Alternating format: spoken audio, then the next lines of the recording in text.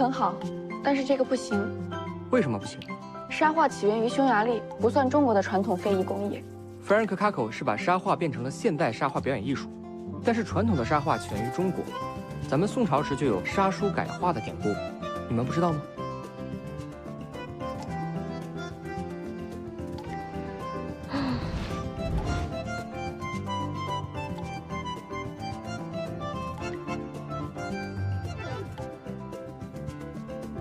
我有朋友呢，在拍古装戏，可能能用得上。用到绒花的古装剧不多，而且由于人工技艺，耗时久，工费高，剧组偏向于更廉价的珠花。非常不好意思，我们就爱莫能助了。非常不好意思，您这个作品不太符合我们的要求。哦，让您费心了。不好意思，没帮上忙。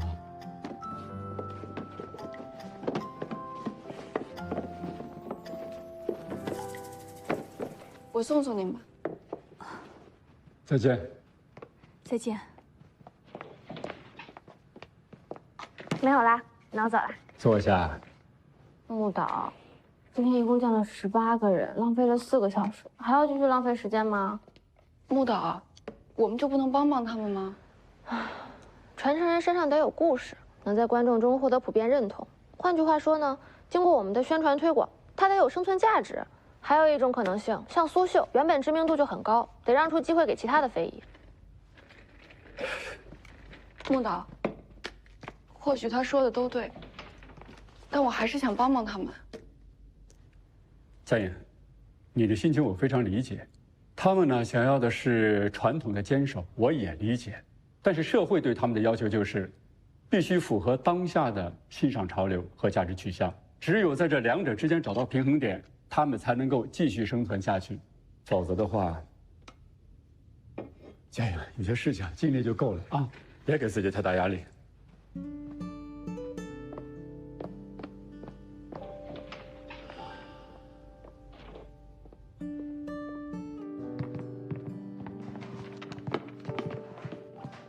小鱼，你看，刚才苏绣师送给我的，哇，你看好美啊，这绣工，你看这绣的多精致啊！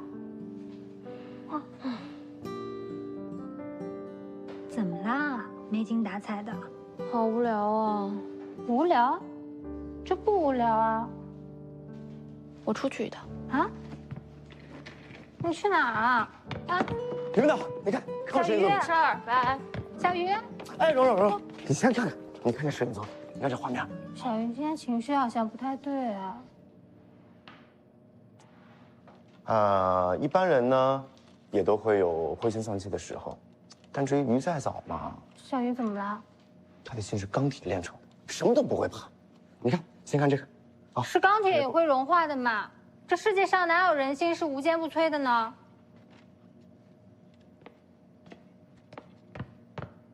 那你也得先看看我这水作品吧。我不看啊，我今天跑了一整天，水都没顾上喝。你看这个。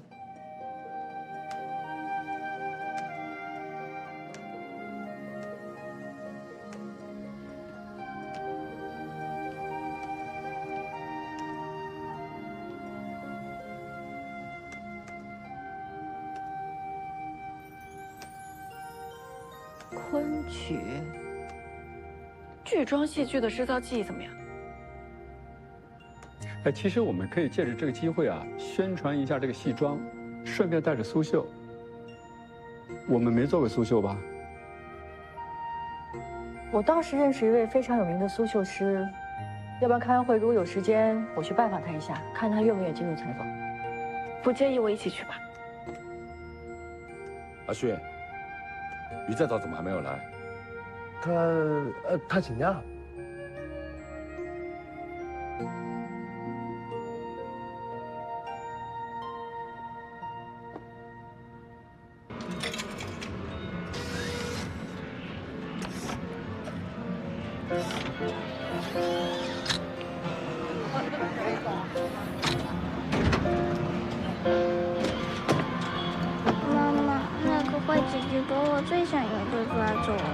没关系，妈妈给你买一个啊。你好，乖啊。你好，请问有什么需要帮助吗？把这些都分给他们吧。啊？哎，小姐，你又不要了？是辛辛苦苦抓出来的，谁说不要就不要了？谢谢姐姐，谢谢姐姐。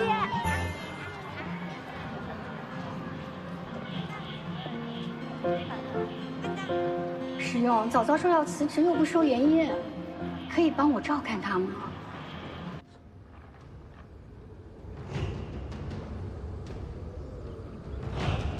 你过来呀！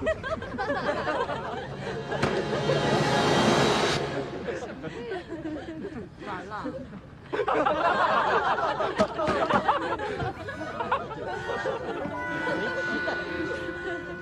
就走了。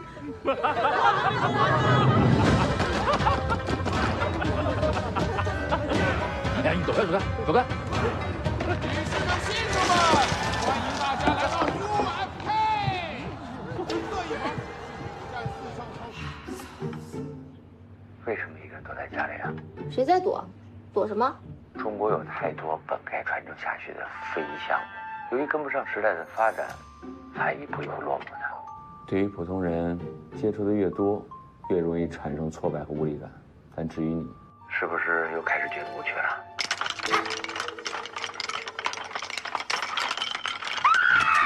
早早，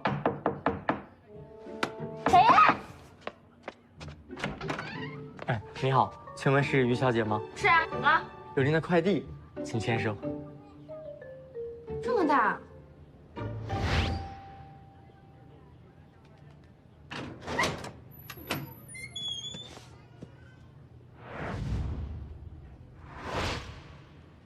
顾时优。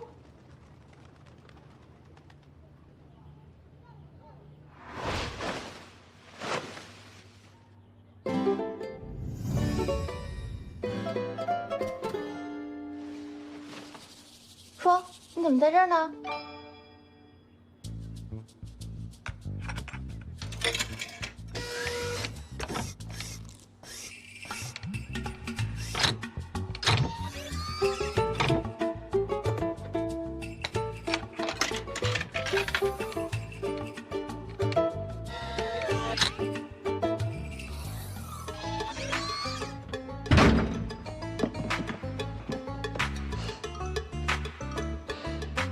赢不了怎么办？赢不了怎么办？赢不了怎么办？礼物喜欢吗？我在楼下等你哦。时优。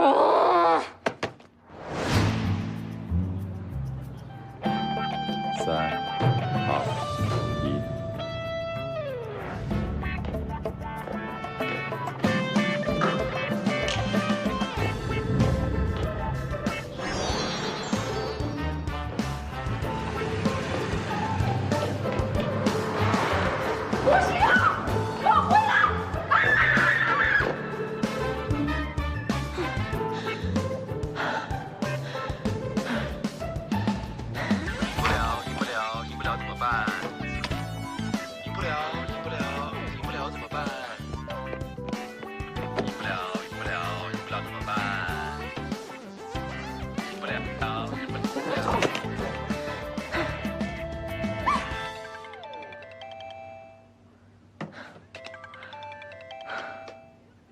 说完气了。没有人可以嘲笑我，就算是日薄西山，我也可以让他起死回生。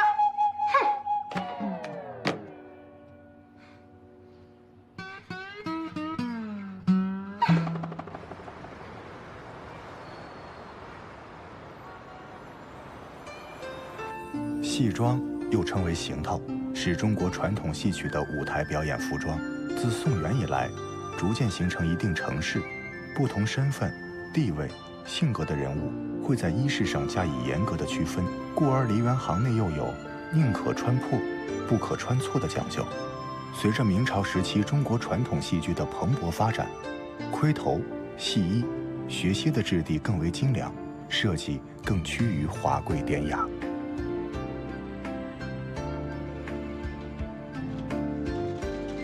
这边是我们的制作间，孟导两边都可以拍啊。都拍一起啊！好，其实穆导，您应该知道，我们苏州的戏服和戏剧的制作呢，是兴盛于明代中期，跟昆曲的发展是息息相关的。这边基本上是在做设计。设计也称画样，针对不同角色特点，绘制不同的戏曲服装花样。龙凤、花卉、如意纹、云水纹等等，都是常见的花样。扎样，根据设计好的图案线条，在纸样上扎出与原稿相同的孔眼，便于刷粉。刷粉，把调好的粉液通过纸样上的孔眼刷到需要刺绣的面料上。刺绣，以五彩绒线进行刺绣，戏服中还常常用到璀璨夺目的金银线。绷片，用酱刀蘸上酱子刮匀，将绣好的衣片进行平整处理。裁剪，将整片的布料和绣好的绣片裁成相应的裁片。成作，将裁剪好的衣片经过各种缝合、拼粘工艺，制成成衣。穆导，我们看一下这边。是这样的，现在呢，全国的这个戏服、盔帽、鞋靴、刀枪、口面，还有头饰，基本上6大类1000多个品种，在我们这儿都能制作。哦，很漂亮，我能拿起来看看吗？哦，可以，您看。哦，这么重。因为这个是铜镀银的，真的全银的话，造价也太高了。是。咱们这边看一下。这边呢属于我们的织绣区，我们聘请了许多经验丰富、优秀的绣娘。您看。还有男生。这是这样的，我们现在呢非常注重对年轻工艺美术师的培养。韩勋呢一直在跟我学设计，我要求他要熟悉这个戏服制作的每一道工艺和流程。小伙子非常细心，也非常用功。这绣的是什么？这是蟒上的水片纹。穆导，我们这边看一下吧。好。这边呢？穆导，看一下这几身衣服。这是我们为一部电视剧制作的戏服，因为主角呢是一个戏曲演员，所以他的行头要基本符合戏曲的形态。那他这个手感和质感呢，穆导您可以亲手感受一下。这全是手工绣的吗？绝大部分都是的。您看这个用料、配色上面的刺绣刻丝，我们力求还原当时戏服的样子。反正演员穿上这样的戏服，一出场，你的性格、你的身份，不用说，观众一目了然。不像现在有些电视剧，不分朝代、不分人物，乱穿衣，反正我们是看不懂的。姚老师，不好意思，张依依小姐到了。好，我知道了。穆导，这样您随便看看，也可以看看这些原画图，找找灵感。我先失陪一下。好，你忙。我走了啊。庄依依来干嘛？这有什么奇怪的呀？现在这些剧专厂接受影视剧组的一些定制，很正常啊。影视剧组的订单需要大明星庄依依亲自来拜访？那只能说明人家姚志秋老师知名度高，很多人是慕名而来。像这个庄依依大明星，对这个高级定制有自己单独的诉求，这个很正常。你没有在剧组待过，很多东西你不懂。这边来看，多拍一下细节啊。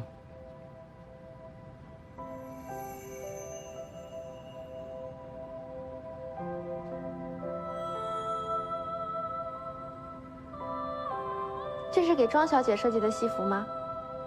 那得姚老师亲自设计。我听姚老师说，你们接过很多影视项目的订单。是啊，他有很多资料，没给你们看吗？他正跟我说到做西医的考据呢，人就有事儿先出去了。姚老师经常去每个城市的博物馆观摩保存下来的西医实物，希望可以恢复清代西医的工艺水平。当然，那个是很困难的。当时的西医是由皇家制造，精美绝伦，华贵异常。可惜啊，很多工艺都已经失传了。正因为别人做不到，所以庄小姐才特意来找姚老师。这个是庄小姐的戏曲首秀，自然不能马虎了。她唱的是京剧还是昆曲啊？唱的什么人物？复原的哪一出？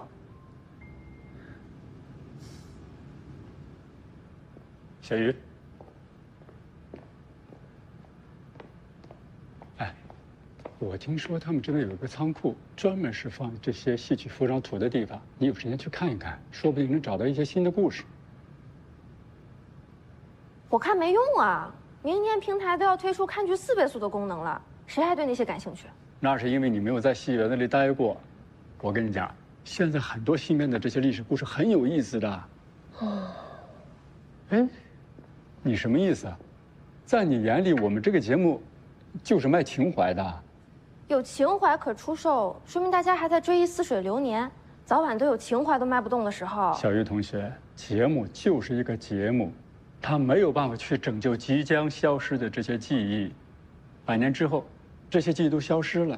但是我告诉你，我还是希望有的人能够看到，我们曾经为了一个褶皱耗费半天的时间，为了一件戏服，我们耗费1年半的时间，这叫什么？这叫手艺，这叫传承。懂吗？打扰一下，老师的资料夹里有很多过去的设计图纸，我想你们会感兴趣的。谢谢。啊，谢谢。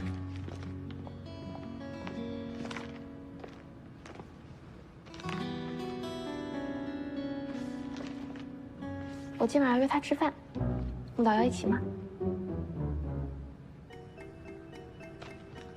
你看他这么严谨，我觉得他不会去。不然我刚才那番话是说给谁听的？多谢木导的配合啦。我可没答应啊。哦。我去工作，好好工作。这边。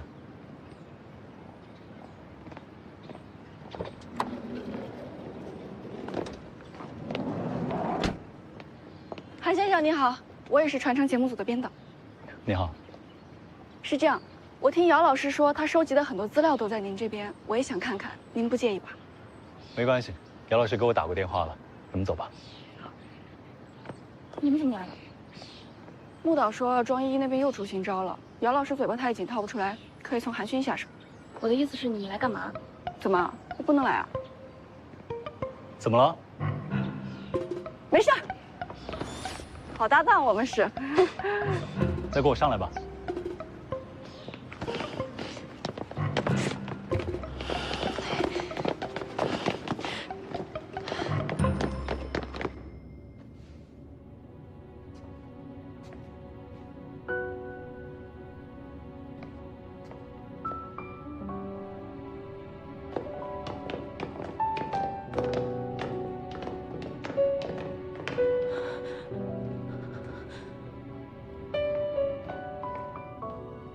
花姐，回来了。哎，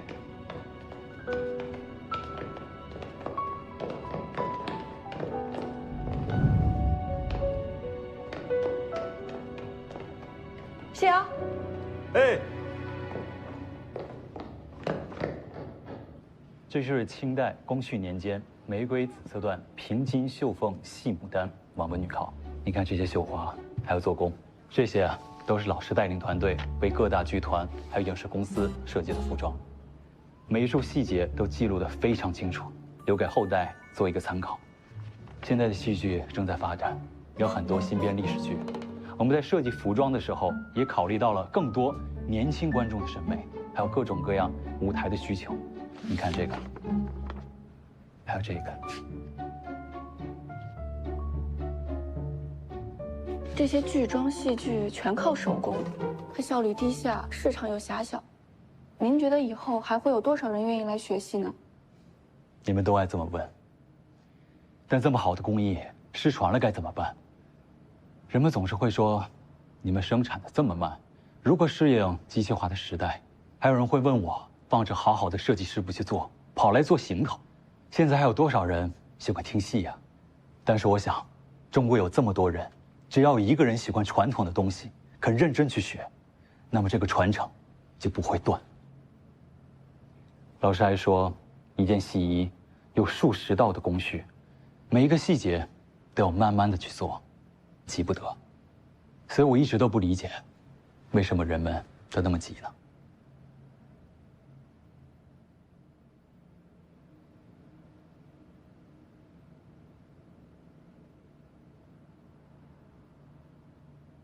潘先生，谢谢啊。今天我们的拍摄差不多了，我们就先告辞了。哦，我还有其他资料，我拿给你看一下。你给我站住！我叫你站住！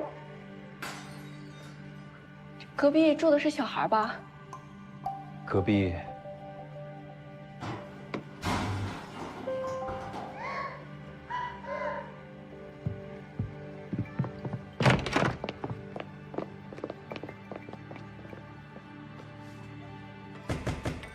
有人吗？有人吗？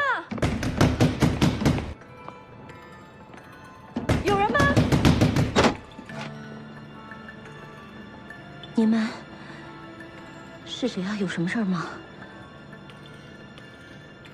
我们刚刚在隔壁听到一些动静，你是不是需要帮助啊？我们可以帮你报警。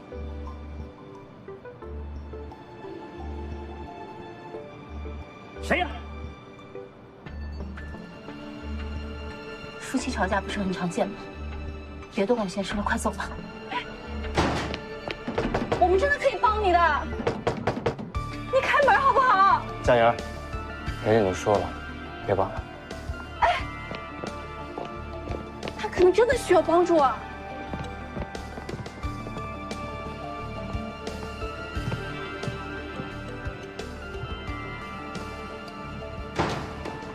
请带回去看。谢谢。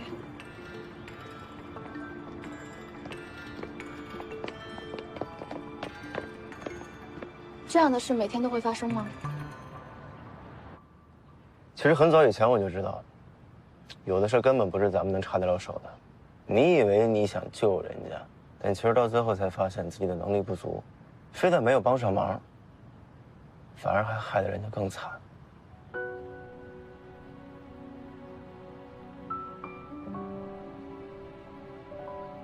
人家竟表明态度了，只需要让咱们视而不见，照做吧。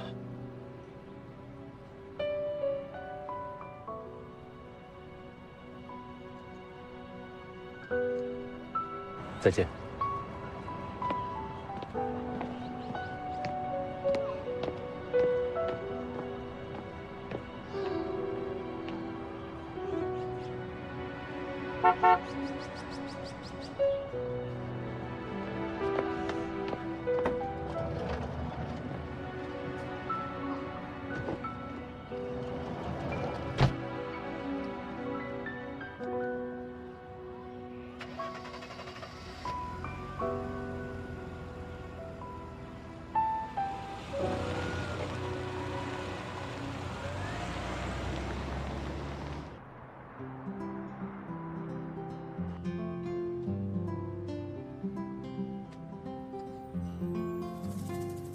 你是说韩勋故意把你们引过去的？故意拖延拍摄时间，不就是想让我们知道吗？有这种可能。所以你要帮助他们吗？才不要嘞！你不是一向乐于助人吗？我不喜欢被人利用。再说了，没有求生意志的人，谁能帮得了他呀？我能帮他一次，难道还能帮他一辈子吗？哎，你的帮助还有选择对象啊！我不喜欢粗暴的人，也不喜欢软弱的人。过来吃饭了。来啦！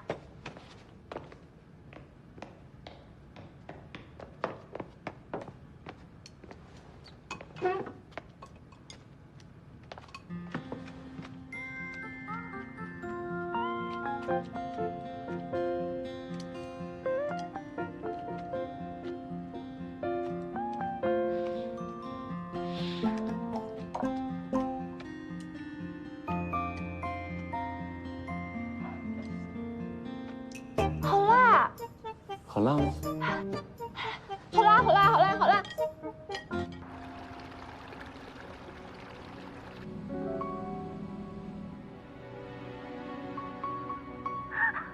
我回来！为什么？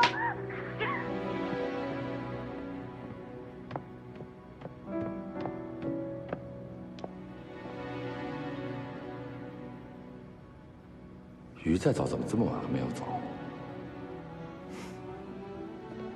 你耳朵聋啊？啊！我叫你站住，你没听见是吧？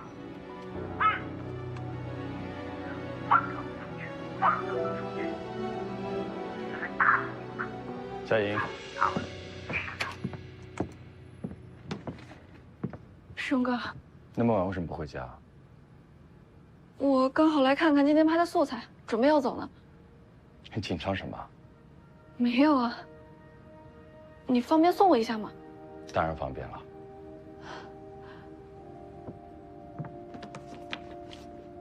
走吧。走吧。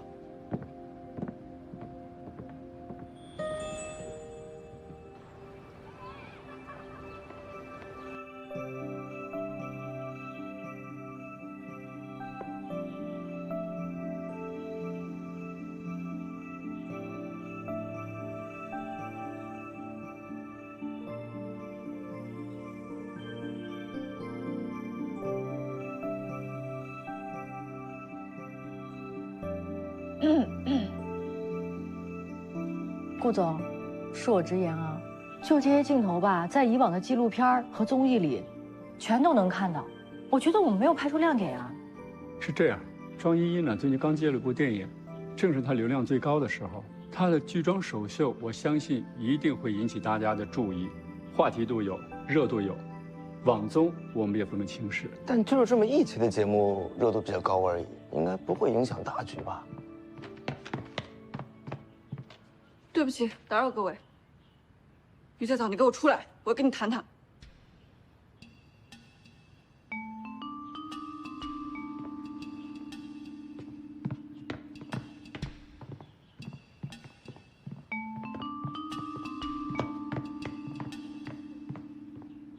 他俩是怎么了？哎，小谢，你平时跟他们走得近，他们怎么了？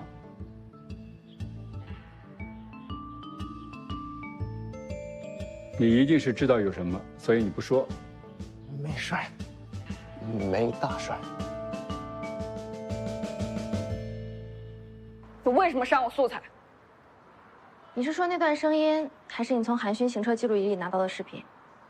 你看到了？那你预备怎么做呢？放到节目花絮里，引导观众去发现？我只是想帮一个无助的女人。那你说韩勋为什么要借助媒体的力量呢？过去的3年里，韩勋报警了6次，可是每一次苏华都选择隐瞒真相，袒护自己的丈夫。这样的人，我们为什么要帮他？那栏目也是需要有爆点的社会话题啊。从前没有改良酱子的时候，没变的酱子致癌率很高，所以很多装裱师傅都得了癌症。赵师傅在镜头背后也一直在服用抗癌的药物，职业隐患确实是一个可以引发社会共鸣的话题。你说我为什么不拍？我们的主题是宣传非遗和文化，整体的基调应该是快乐而又轻松的。佳莹，离婚诉讼去法院，社会争议性话题找家庭伦理节目。我认为你是专业的，在这一点应该有共识啊。在成为一个节目的编导前，我首先是个人，更是一名女性。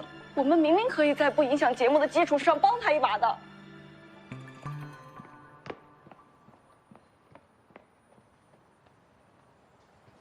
给我。什么？我替老板背了黑锅，是不是应该给我应有的信任呢？张亚迅。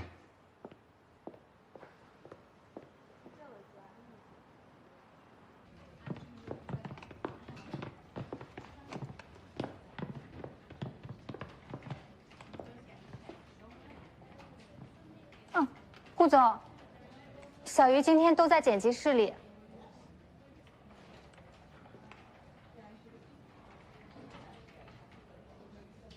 都给他了吗？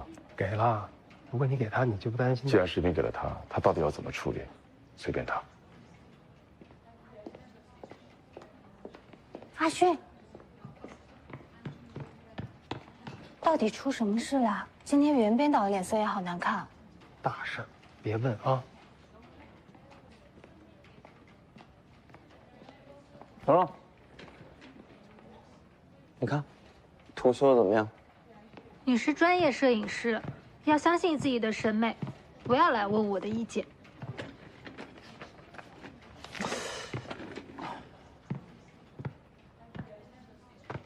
什么情况？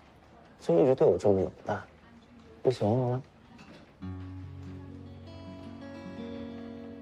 不喜欢，就不要给人希望，让别人都暗恋你，你很有成就感吗？小鱼给我介绍了一位米兰秀场的资深化妆师，我有很多东西要学的，没事别打扰我。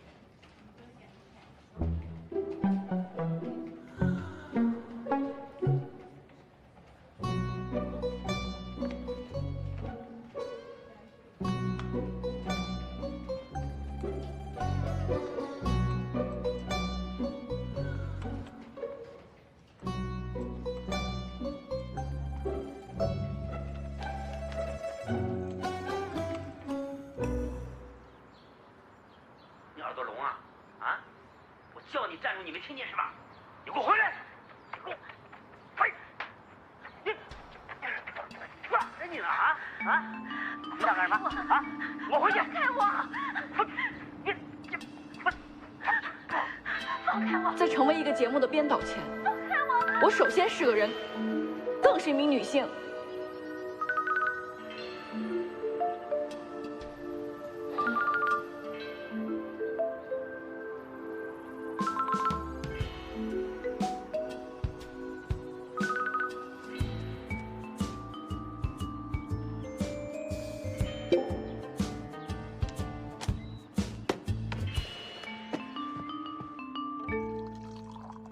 张小姐，您的戏服已经改好了。在我们这行呢，有句行话叫做“宁穿破，不穿错”。戏服得符合人物和剧情，不是越华丽越好的。你好，我这么说，你好，我来找韩先生，在那边，谢谢。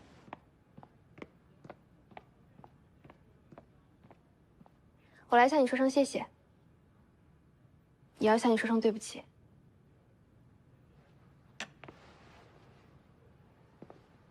张小姐。您说的没错，但是衣服穿在我身上，就算是穿错了，也会变得很时尚的。这样吧，回头我把戏服试一下，再跟您讨论。但是我个人认为，洗手间在哪里啊？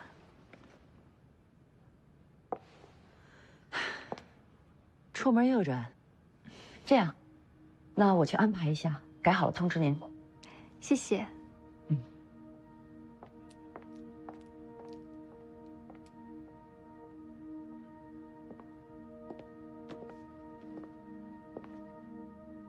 我们无法直接帮助苏华女士，可是如果她愿意，我们可以带她报警，或是向她寻求妇联、社会媒体的帮助。你根本不知道她丈夫是什么样的人，每次华姐想摆脱他，都会遭到报复。她不想连累自己的父母，才不敢向别人求助呢。对不起。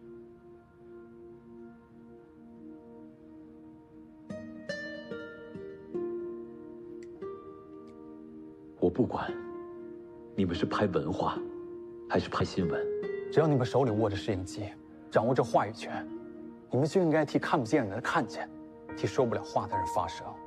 如果连你们都视而不见，充耳不闻，还有谁能帮助他呢？真的很抱歉。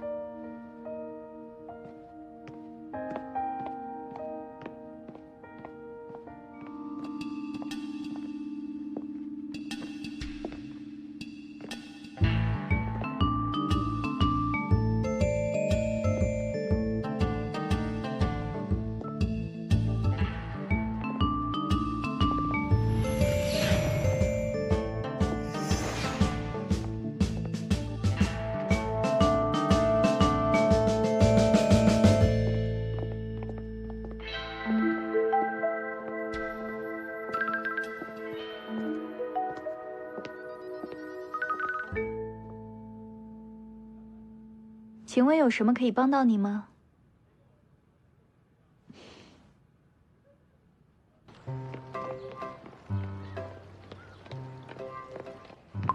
于编导，先走了啊。走啦，拜拜。拜拜，于编导。拜拜。陶教授好。陶教授。哎。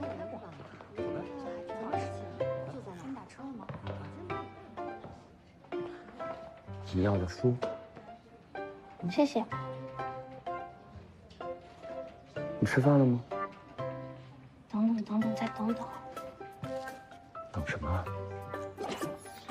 来啦！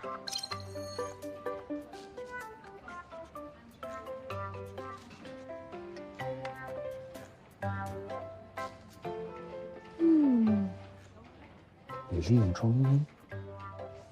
怎么能叫利用呢？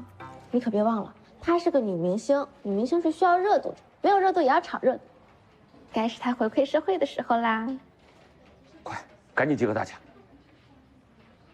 打电话，要不然来不及了。佳颖这边，出什么事了？怎么那么急啊？我也不知道，小鱼叫我来的。哎，不好意思，堵车来晚了。哎，但是咱们来这干嘛？哎，小心！来，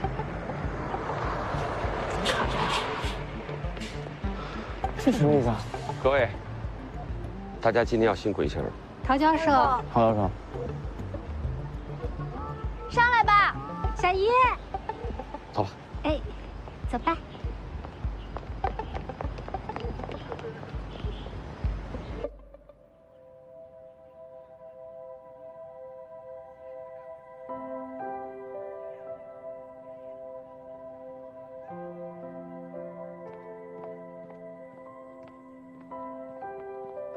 慢点啊！好，来，小心，别碰着了。好，小心点，小心点。鱼再早，你就不能提前把计划告诉我们？你看我们都忙成什么样子了？不好意思啊，都是因为我。不怪您。现在当务之急就是赶紧收拾东西。您不是说您老公就是那个不是男人的东西？您不是他1个小时之内就要回来了吗？咱在他来之前赶紧把东西收拾完。我不知道该说些什么。总之，真的很谢谢你们。没事儿。哎，蓉蓉，我来，放我这儿。小心住啊！没事。小心啊！小鱼，你快来帮忙。这些叫什么呀？北京绢人。哦，真好看。淘，你看像不像手办？你要是喜欢，就送给你。我自己做的，不值什么钱。不要妄自菲薄，要做绢人，你懂雕塑彩绘，还得会做服装头饰。它和剧照戏剧一样，是包含了多种传统手工艺的综合性艺术。可惜知道人都不多，很多从业人员都当业余爱好。为什么呀？因为在中国，大家没有意识到，从事这些门类的不是匠人，而是艺术家。他们一直笑话我，都多大人了，还喜欢玩娃娃，也不知道惭愧。可我就是喜欢呀。妈妈做的娃娃最好看，妈妈是看姐家最厉害的人。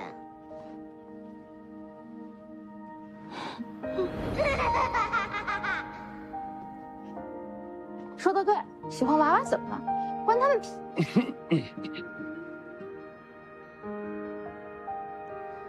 关他们啥事儿？还不快帮忙？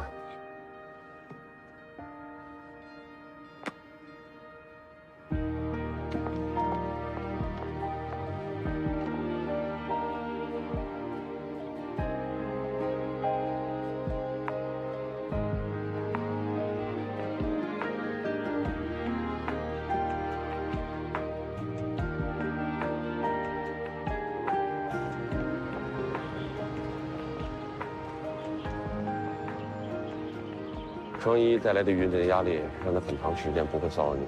你的父母在新住所等候，律师也会很快联系你，他会带你去验伤，并且商议离婚后的事宜。相信我，一切都会好。谢谢你们。抓紧时间，快走吧。走吧。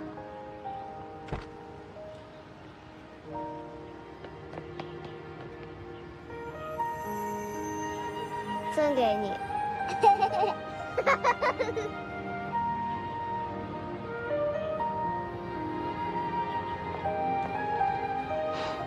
再见。再见。再见。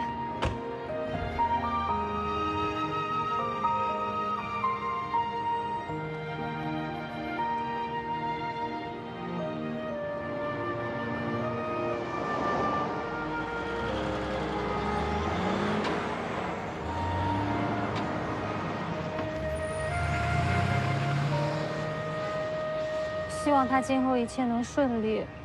当然，咱们今天是帮了他们了，谁知道以后他的生活会怎么样呢？那生活再辛苦，只要母女二人在一起，能比现在差到哪儿去啊？他说送我啦，可不可爱？好可爱哦！谢谢你啊，没想到有一天庄一也能派上大用场。他这么聪明的人，怎么会一无所知呢？你在利用他，他也在利用你们。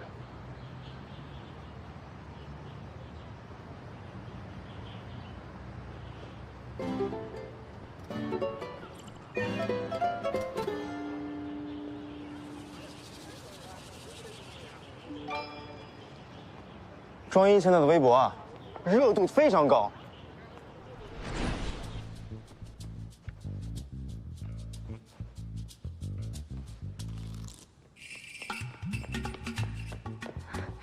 依依姐，外面一下子来了好多记者，都等着采访你呢。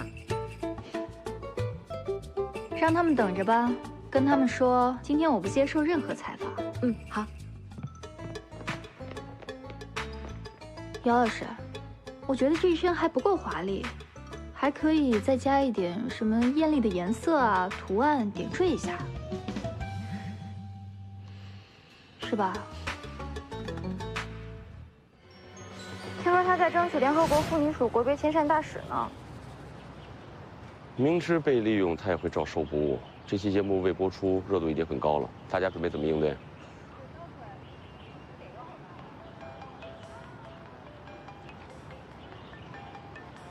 最麻烦的不是这个吗？汪姐。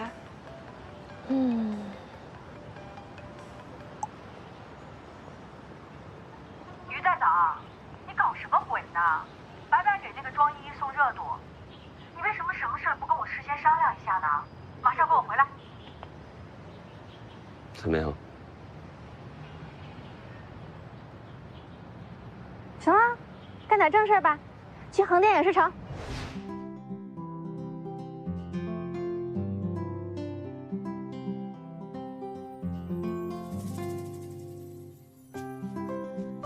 汪姐，你千万别生气，听我解释。于编导，第一场准备好了。好，没问题，放那儿吧。汪姐，我们找庄依依是有慎重考虑过的。什么慎重考虑啊？汪姐，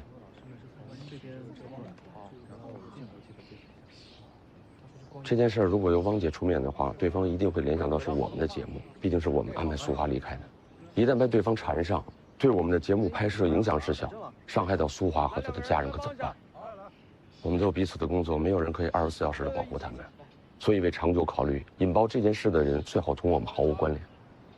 再往左一点，可以吗？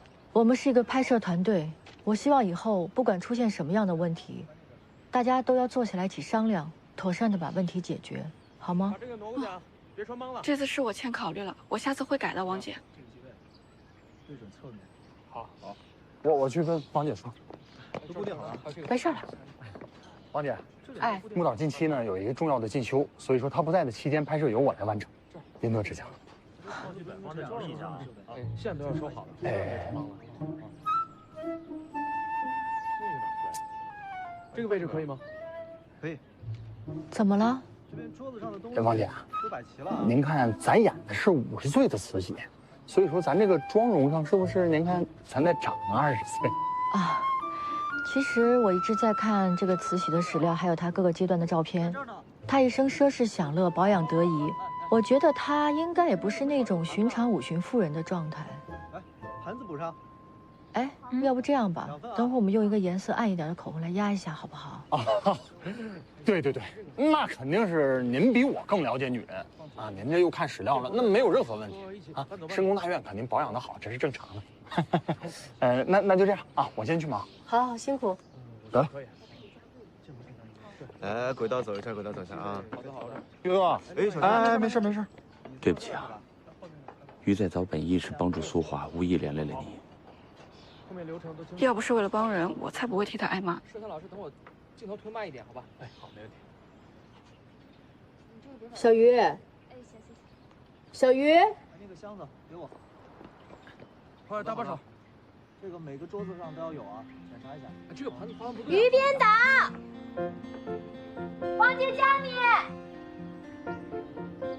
王姐叫你呢。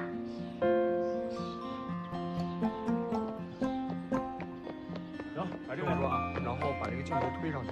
哎，这景别就要紧。王姐，有事吗？我们这段不是要拍慈禧听京剧，形成南北戏曲和戏装的对照吗？以往的影视剧作品里啊，慈禧的形象都是一个祸国殃民的妖妇，但实际上她生活当中呢，也是一个爱玉器、爱京剧、爱美的女人。我希望我们可以展现她稍微人性化的一面，不要那么刻板，好吗？好的，没问题。来，这边上的东西都要给特写啊，这个架子，然后就是这边固定好，这边都 OK 了，我这边 OK 了。他什么时候变这么听话了？我都不敢认了。哦，对了，曹教授，今天于再早要拍的这场戏，可能和年代场景都有些出入，会有问题吗？如果你们严格按清宫剧来拍的话，只能拍神话剧和大型历史剧了。大事不虚，小事不拘，不是你们的创作原则吗？这两个花瓶我拍了。一切为了观众。哎，好嘞。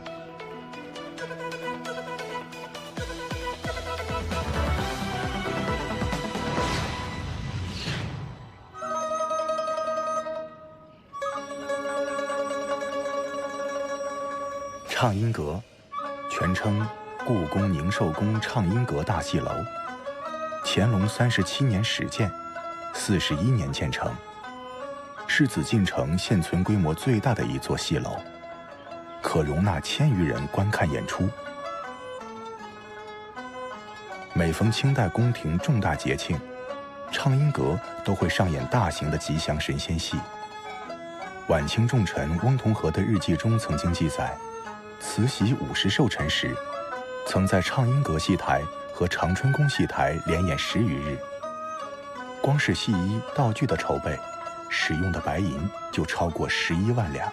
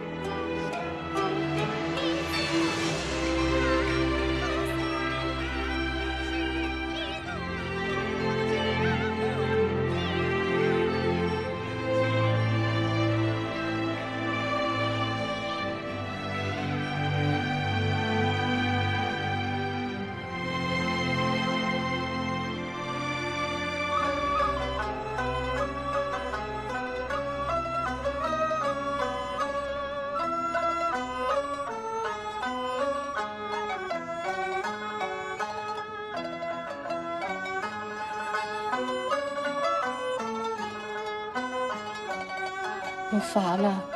这，皇太后起驾。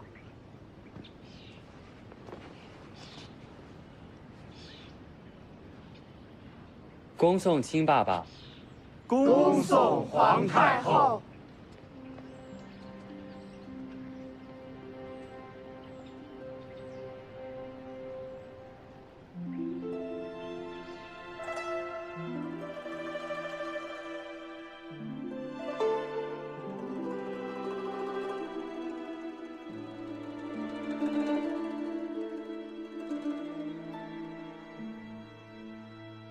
把头抬起来。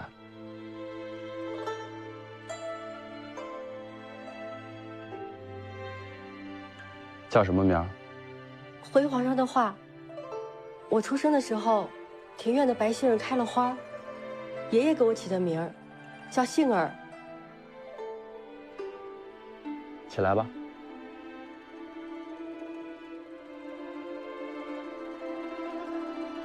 这名字不配你，既是气质如兰，绰约多姿，以后你就叫兰儿吧。兰贵人大喜了！恭喜兰贵人！谢主隆恩。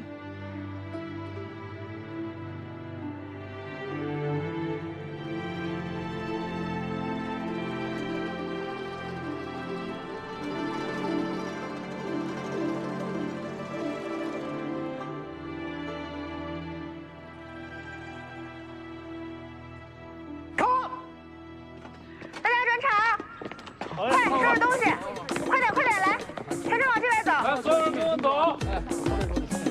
来这边，小心点拿。来，快！慢点啊！来，走，来给我。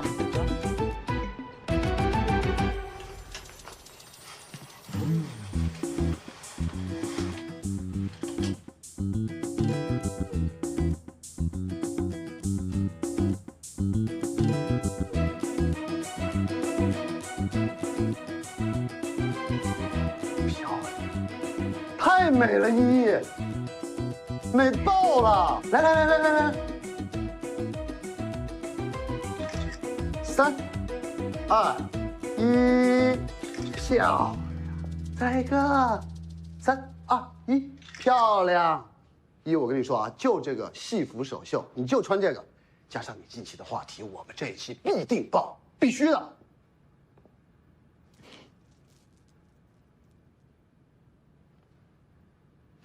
张小姐，我是觉得你今天这个戏服上面的刺绣看似花团锦簇，可是如果你到了台上，太多的刺绣反而会抢你的戏。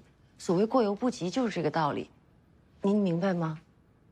姚老师，我知道这是第4回找你改衣服了，但是您放心，这次我非常满意。3、2、1，开始。今天有个摄制组在我们这边拍摄，你们慢慢试，我去打个招呼。看，传承不是已经录完了吗？他们还要补拍镜头啊？他们布置的新的展厅，今天也是第1次亮相，我们也是很期待呢。哎，依依姐，戏服就这么去，漂亮，就这样去。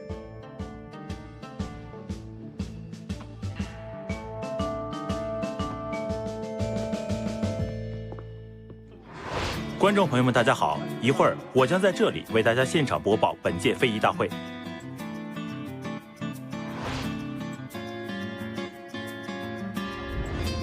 今天我们来到中国非遗文化展的现场，除了绢人、苏绣、戏装等优秀展品，为了让观众感受到浓厚的非遗文化氛围，主办方还特意邀请了苏州刺绣、闽南七线雕等方面的非遗大师为观众们现场表演。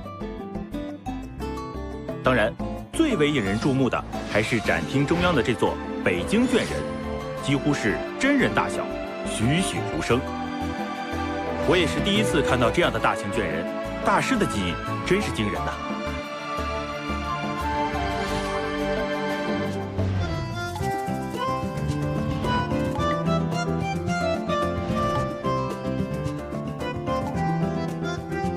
相信本次大会也会取得圆满成功。舞蹈不错啊，找到不错，厉害，后生可畏。谢谢木导，挺好。沙画，一种以沙子作画的古老艺术形式。中国的宋代已有沙书改字、沙书改画的相关记载，经过近代海外艺术家的改良，成为大众熟知的表演艺术。这个扇子可真是太好看了，如果是放在家里面或者送给我妈，我觉得她一定会很喜欢的。你看，淘淘，你看，哇，多好看呀！你看这个好精致。苏绣起源于苏州，与湖南湘绣、广东越绣、四川蜀绣、并称中国4大名秀。苏绣精细雅洁，巧夺天工。2006年5月列入第1批国家非物质文化遗产名录。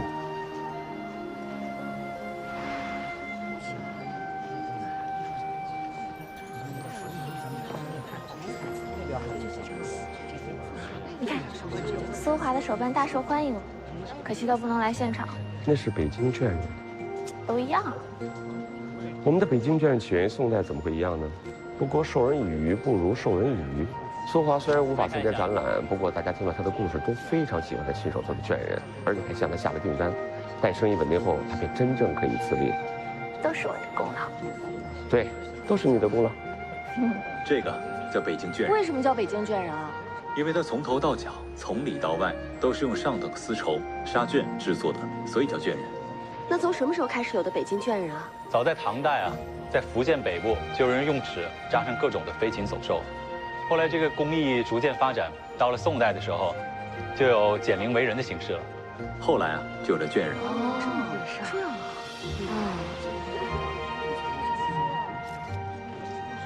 我还以为没有人会喜欢这些老古董呢。不是不喜欢，是完全不知道。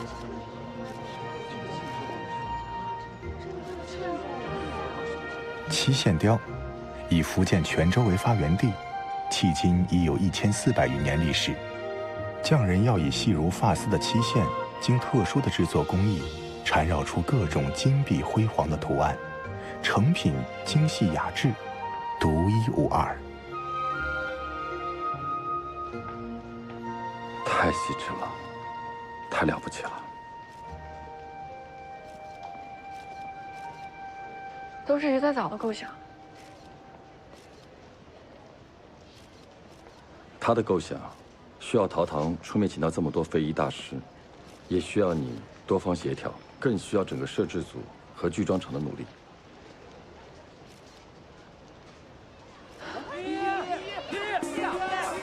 大家不要往前挤啊！往退一下，不要再挤了，不要再挤了，注意安全。对，大家下楼，下楼啊！不要往前挤。不要再挤了，往后退。大家好，不安全，大家小心，大家请注意安全，都往后退啊！抢头条的来了，往后。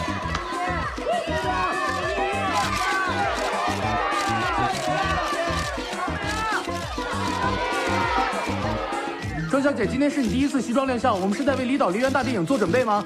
是啊，庄小姐，透露一下吧。咦，上一次杀青已经1年了，下一部作品什么时候开机啊？我们都急死了。好，亲爱的记者朋友们，问问题可以啊，麻烦大家不要再拍照了，我们还是在保密期，理解啊。没关系，大家可以继续拍的，但是请大家帮忙多多宣传我们的新节目《非遗物语》，好不好？好。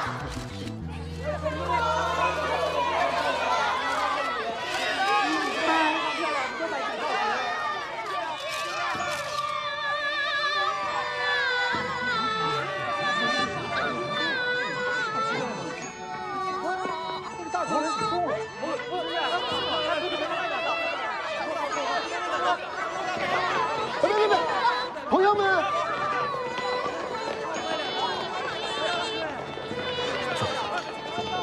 快点！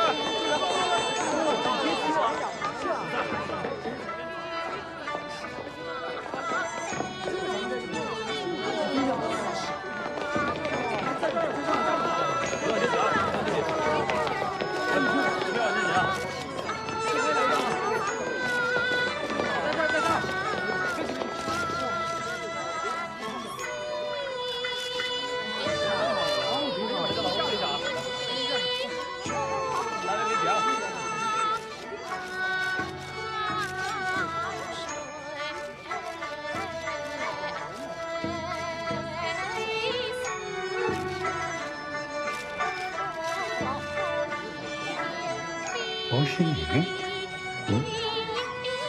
那是汪姐的。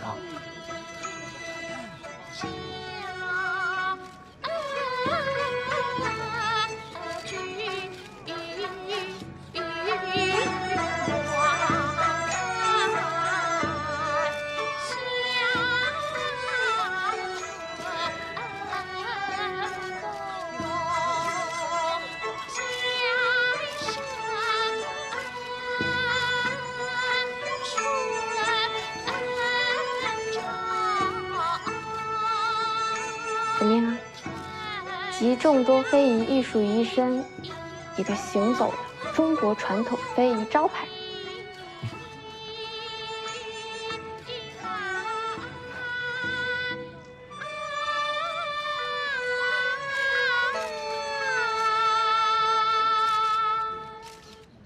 请大家看这里，看这里，有需要体验的，请到这里来。欢迎大家！玉娘，小心啊！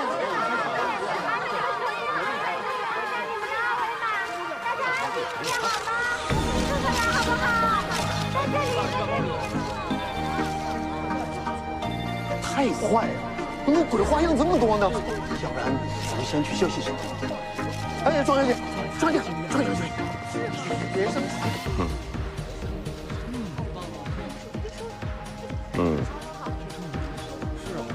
我去那边看看倦人。我也什么时候能拍啊？什么时候到？大家先安静一下，安静一下，安静好吗？一个一个来，大家都会画到的。好，他画的是什么妆啊？杜丽娘。我也想要这个，我也想要这个。可以的，可以的，大家都可以画的。那我们可以拍个照。可以啊，你们的合照可以啊。好。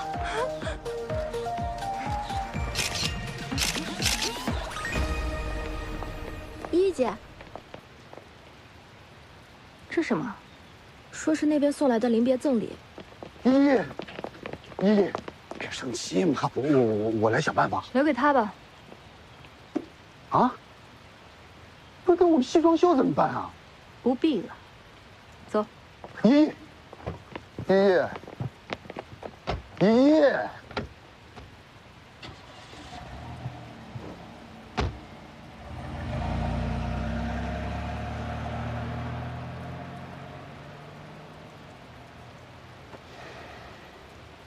老板，要不我帮您扔掉吧？赶紧扔了。回来啊！我怕他，老一套的东西，谁怕谁呀？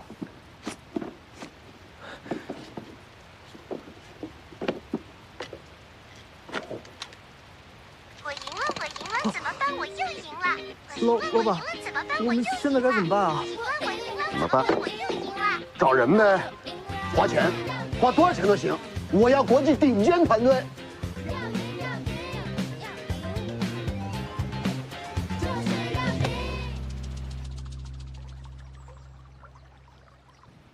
这是他们最新一期以琉璃为主题的节目数据和网络评价。我听说方泉从国外请来了王牌制作团队，重新调整了方向。以前呢，我们是绝对有优势的，可目前来看不太乐观。嗨，新鲜感呗。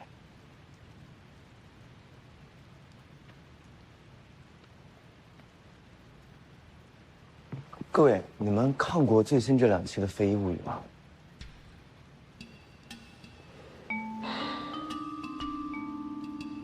不是吧？只知道他们调整了方向，不知道他们拍了什么。说重点，他们不只是单单的调整了方向，他们拍的简直是180度大转弯。比如这一期啊，古法琉璃的制作工艺相当复杂，可谓是火里来，水里去，要几10道工序才能完成。他们专门到了山东淄博的博山区，在当地找了一个工艺美术大师，认真的拍出了一期作品。确实下功夫了哈。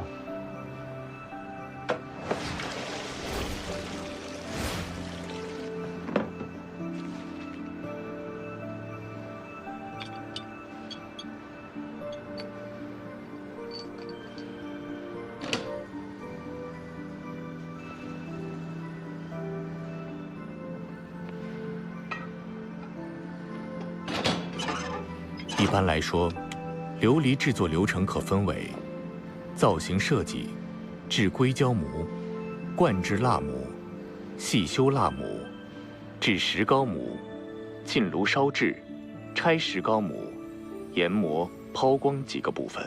还有更意外的是这张照片啊，是庄依依放在慈善拍卖网站上的一尊琉璃，而且从设计到制作都是她本人完成的。还有跟雕那期啊最有意思，他们找了3个明星，事前也没有跟他们说要到山里去探寻跟雕大师，于是大家就毫无准备的去了。结果呢？好好的探访变成了山村大冒险，一个个啊光鲜亮丽的明星变得这是灰头土脸，就是狼狈不堪的。其实我作为观众本人呢，其实觉得蛮有意思的。嗯，换风格了。他们的编导是谁？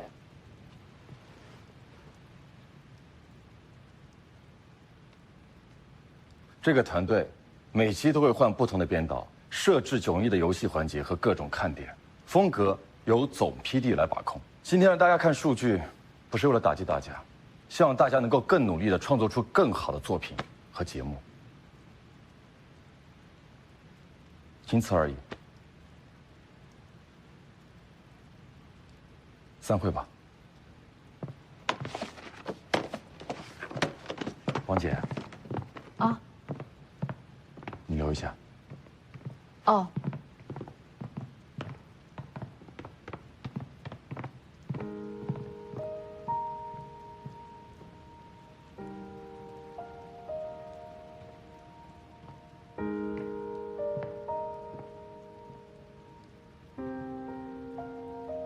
有事啊？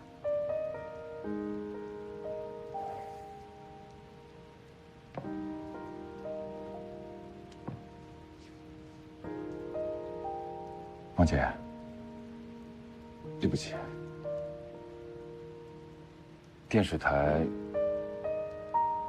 要把你换了。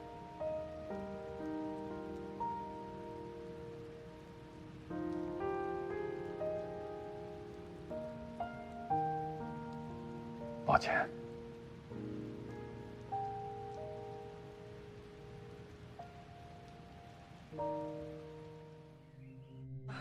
看这个形状啊，这可以啊，是吧？来试试把它刨出来。我来，你来，来我来。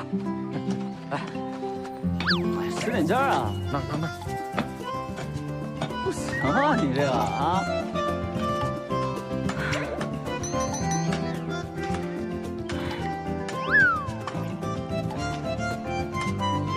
有理，你看我说还不行吗？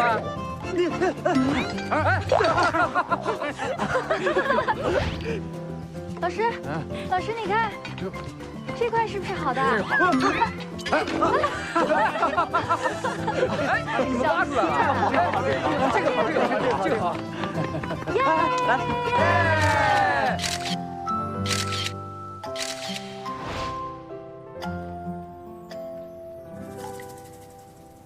没看出什么吗？它看起来是纯素颜，但其实花了挺多心机的。那你说看出来什么了？我看出来了，庄一以常驻嘉宾的身份彻底取代了主持人万思华，引导呢每期的嘉宾做。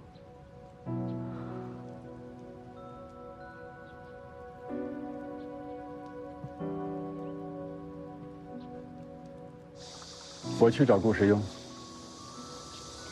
这是我主动提出来的。人家只不过是希望你改变一下你的主持风格，真的有这么难吗？电视台需要的是庄一的人气和热度，观众也需要新鲜感和话题度。我认为用明星嘉宾代替主持人，是最简单快捷的方式。况且，我也有属于我的舞台。难怪。我一直听说有一家高端的访谈节目，出高薪挖你，原来是真的。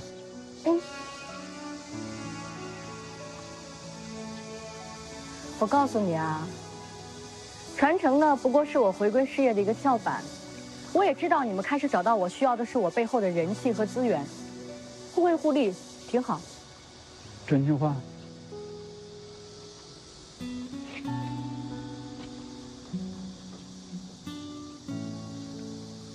我不相信。爱信不信？走了。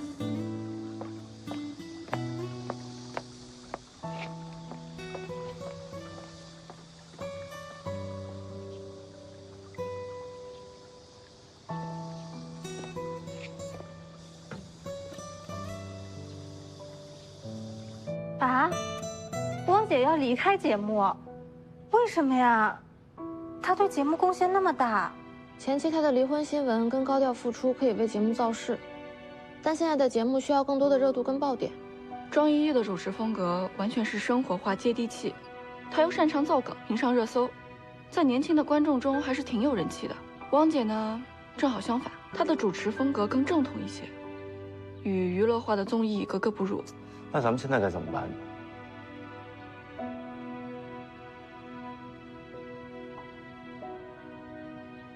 我去找顾总。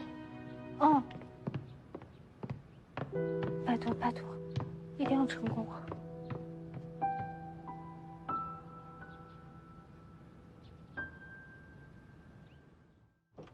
节目创建初期，汪姐为我们建立人脉，打出品牌，现在说换就换，真要这么绝情吗？我已经给过他机会了，他自己不要，我必须给投资方一个交代。可是汪希，您是团队重要的一员，就这样离开很打击士气。如果收视率下降，可以慢慢想办法。我们可以……你以为只是王希妮一个人的问题吗？必要的时候，导演、摄影师、编导对节目收视率没有用的，我都会开掉。为什么这样看着我？我花了最高的工资，当然请最棒的团队。如果他们达不到我的要求，自然要拎包走人。是什么给了你我是慈安家的错觉啊？是，我承认收视率非常重要，但至少不该放弃我们做节目的初心。石勇哥，我们到底为什么聚在一起？你还记得吗？我的初心永远就只有一个，利益。往前的路从来只有一条，如果徘徊不前，自然会被时代淘汰。节目是这样，人也不例外。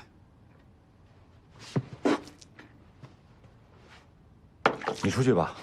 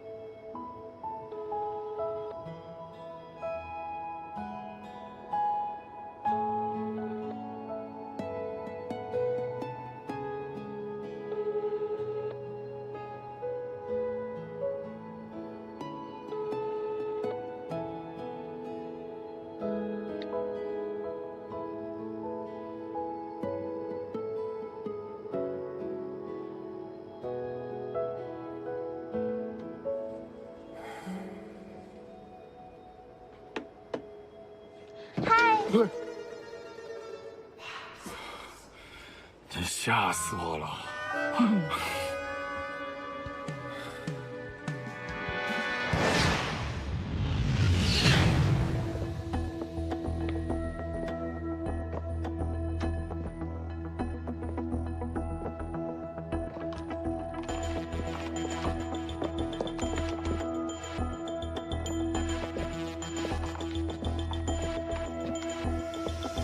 没有人。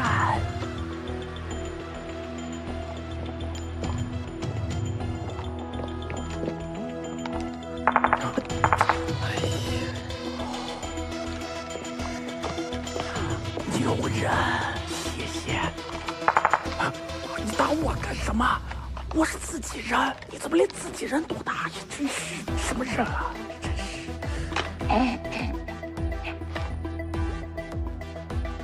你还挺认真。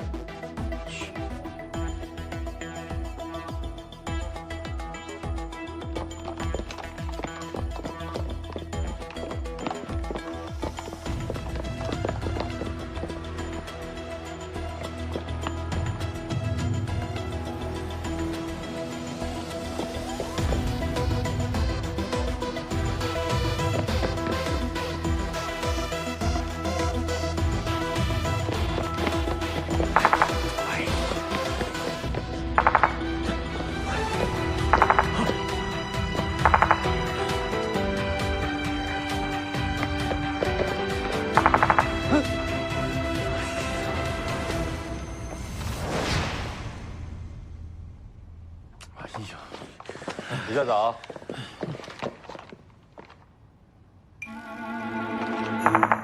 啊？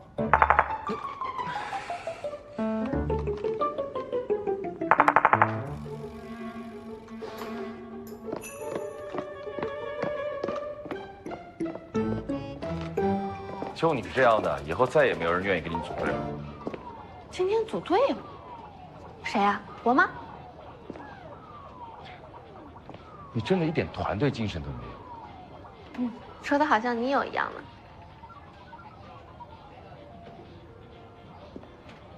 我饿了。吃饭呗，听我的。你好，请慢用。谢谢。再喝两杯。来，好。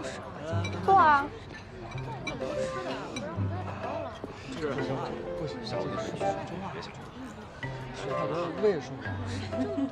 我们能换个地方吗？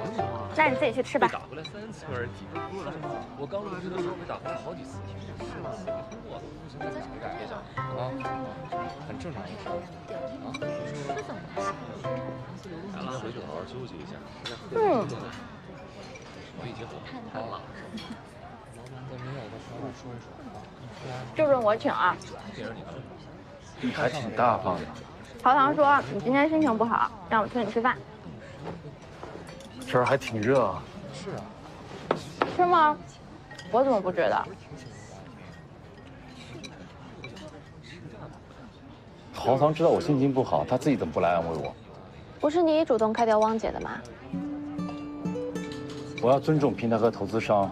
再说了，汪姐现在也不适合我们这个节目。汪姐最大的价值在幕后，这一点你不是比谁都清楚吗？资本一直是这样运作的，先提出更换主持人，接下来呢就会提出更换制作团队，推翻文物、记忆、故事的内容链，然后呢就会邀请流量明星开发文物周边，疯狂的植入广告，将商业利益最大化。很快啊，节目就会变成 Come on 小钱钱。商业和文化，我们很艰难才能保持平衡，但它终究会被打破，这是时代的趋势。时代是什么？为什么要顺应它？人人都在顺应时代，学来学去都千篇一律。我就是喜欢特立独行，就是喜欢做艺术品，专心挽留即将失去的美丽。泛娱乐化的节目留给他们去做不好吗？又不是什么东西都要进大卖场。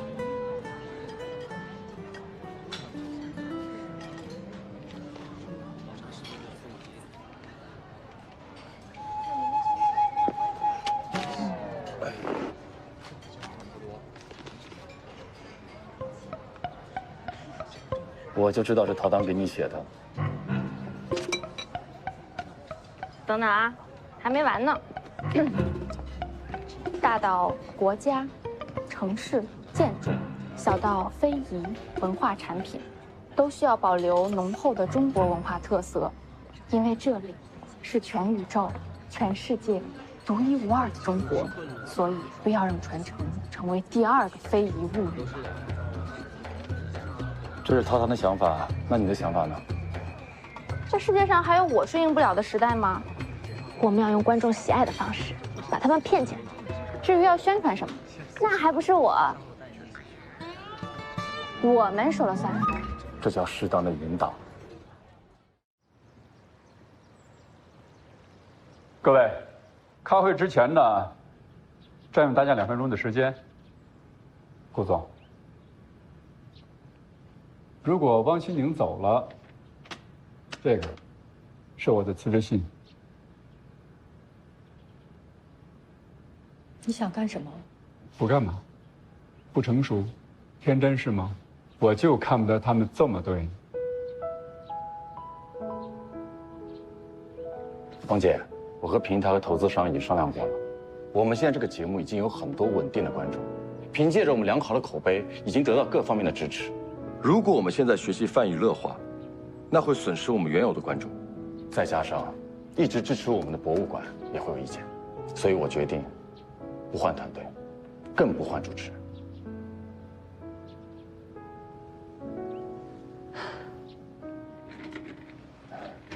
王姐，我诚挚的挽留你，希望能留下来。真的？行了，别搞这些，坐下，坐下说。对不起。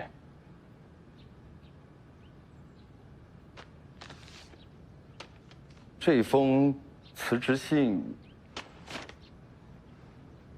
你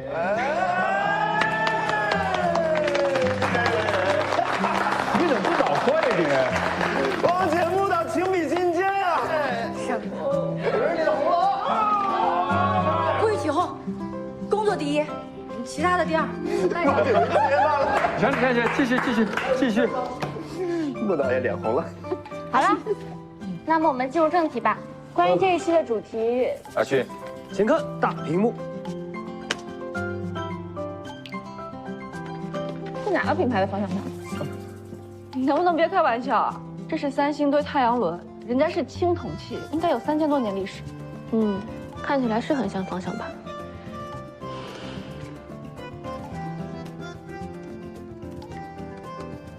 哦，香炉。哎，这个我知道。网红西周路由器。去，不是我开玩笑，广大网友说的。挺像。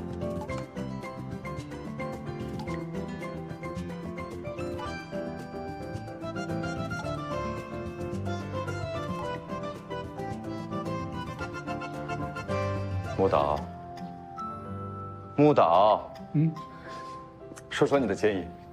啊，我觉得这个青铜器国之重器啊，你选这个主题吧，我觉得太难了。对，我就选了一个他们不敢选，也不好做的主题。不是跟你一样吗？知难而上。我成功了。老板，办公室都能这样，办公室恋情这么明显了。严肃点，来，阿旭继续。来，说继续。平复一下情绪，平复一下。夫唱妇随啊，夫唱妇随。不成熟。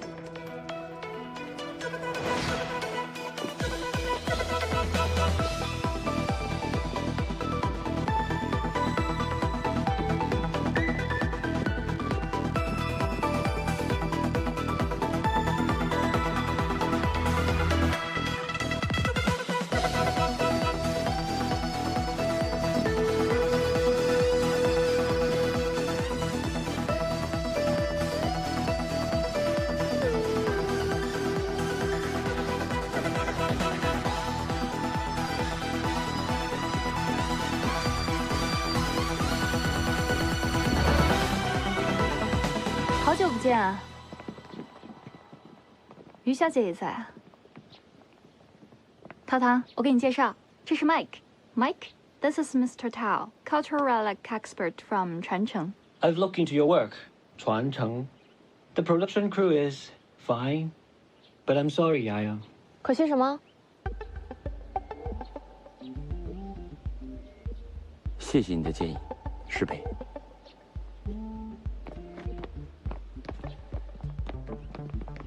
You were right, Zhuang.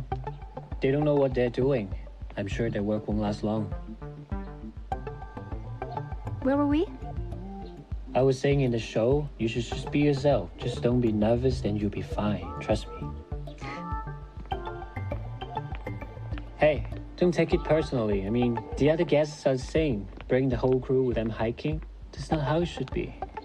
Yeah, I got it.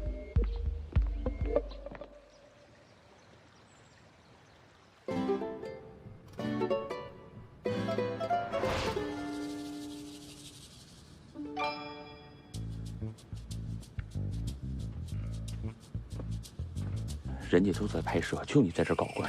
这是青铜器馆，要庄重一点。就因为青铜最庄严，所以这个主题才一延再延。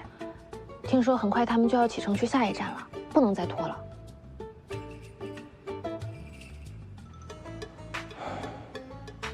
哎，过来，你瞧。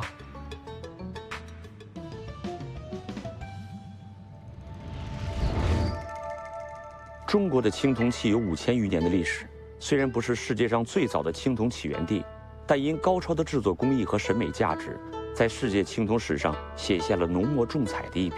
夏商周时期，青铜主要用来铸造礼器和兵器，制造工艺也渐渐攀上顶峰，出现了无数令人震撼的青铜作品。这一时期又被称为青铜时代。比如说鼎的发展，你看它原来是煮肉与储存肉的吹器。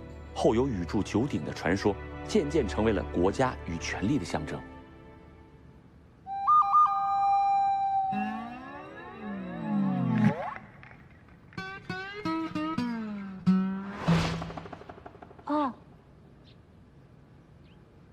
哦，好嘞，拜拜。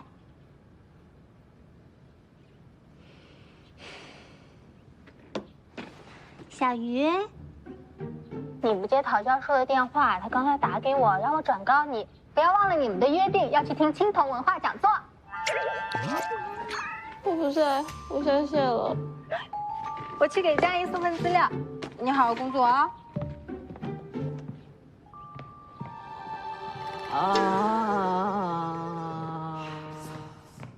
顾总好。是谁之前自吹自擂，说能适应一切时代？怎么了？密集作文不会了？不想做，各种不想做呀。阿勋，有这个必要吗？念。小鱼啊，你别怪我啊，这老板的意思我也有完没完？这期真的好无聊，导演是江郎才尽了吗？少部分观众他分不清导演和编导都该干什么，所以没错，骂的就是你。继续。采访的都是老古董，思维僵化又落后，你能顺畅点吗？实名推荐《非遗物语》很下饭，好好笑，主要是编剧的。你这么快，他能听懂吗？感情，带入点观众的感情读给他 ，OK？ 好好读。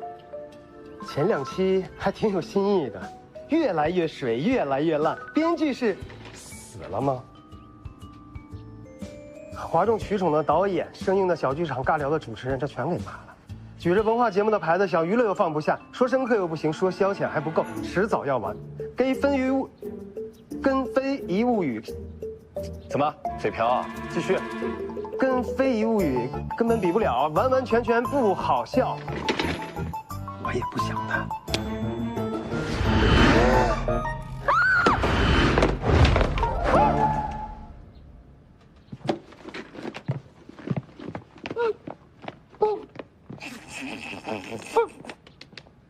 我就说吧，刺激大了吧？把剩下来没念完的打印出来，贴在他电脑上。尊重观众的意见，才能让他提高的更快，进步的更快。不是你进步，我 iPad 废了。不是找鱼仔找，我找什么鱼仔找？我找鱼仔找，我私人财产。我说我不念，你非得让我念，你给我赔。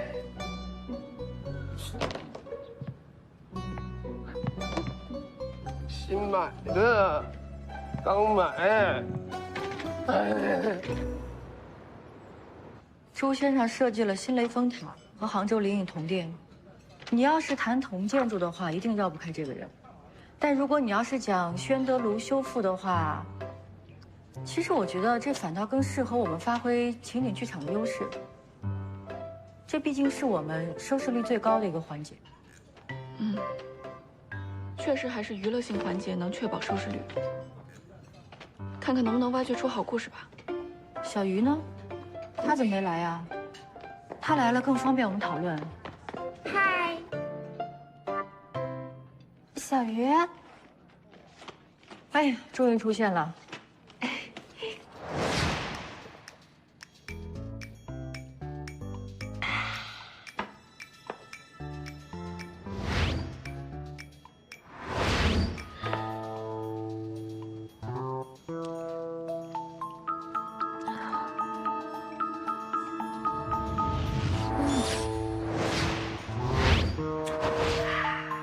于哥哥，你这干嘛呢？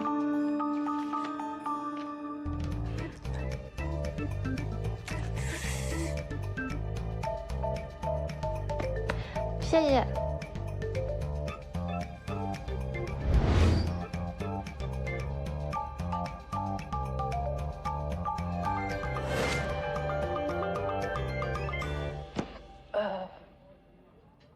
我12岁的时候喝过一种饮料，能让我灵感迸发，但我忘了是哪种。你记性可真好。蓉蓉，你这是什么？苹果醋。你刚都喝那么多了，可酸啊！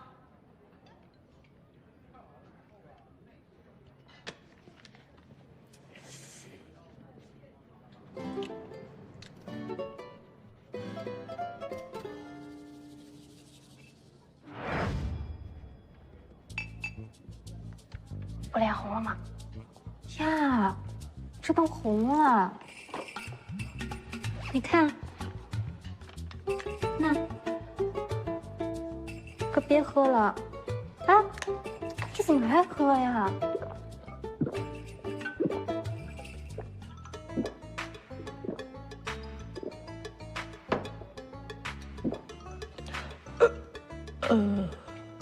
没事吧？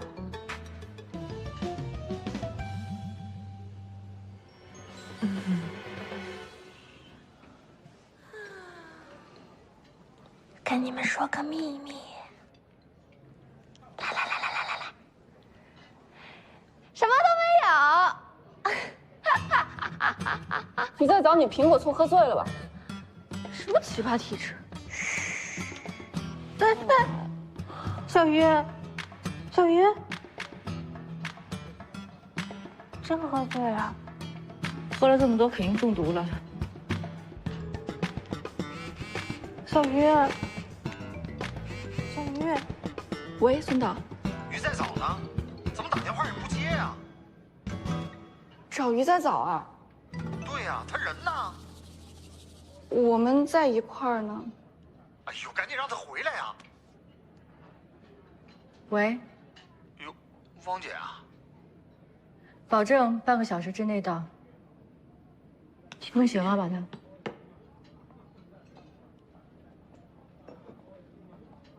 要不用这个？他又不是罪犯。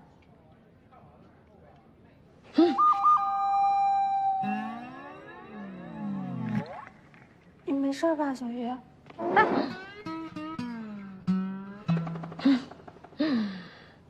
再见。哎，小鱼，我陪你去。汪姐，我们先走了。你慢一点，等等我。小鱼。问题人物。我觉得这个刚才拍的还是不错呢。这条真的？你怎么才来？咱都该拍下一个馆。走了。先过去了。我酷不酷炫？年纪轻轻的，耳朵还不好使呢。我在这儿呢，小朋友。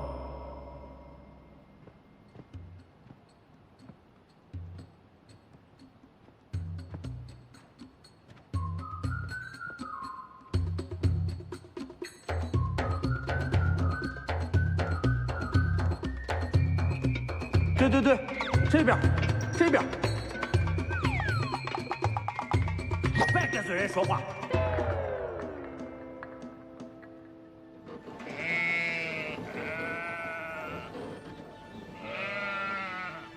你才是罪人，我是给周天子守冤的。不信，恁瞅瞅他的腿，恁瞅瞅。你就是一盘菜。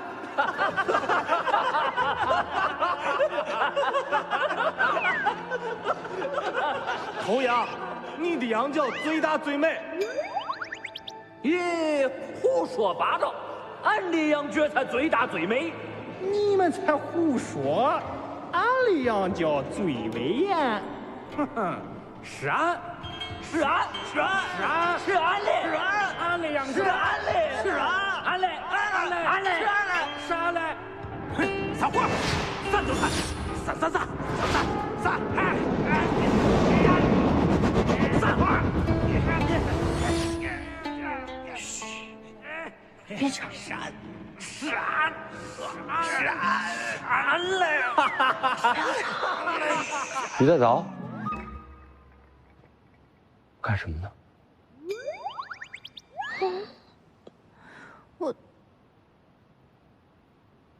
我在看这个。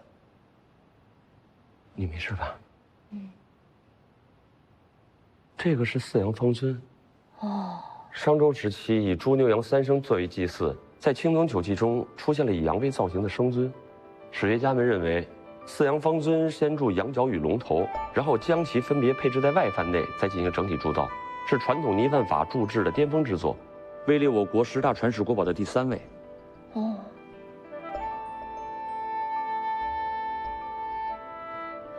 这是鼎吗？这是笠，与鼎同为吹器，造型也颇为相似。但是笠拥有中空的3足。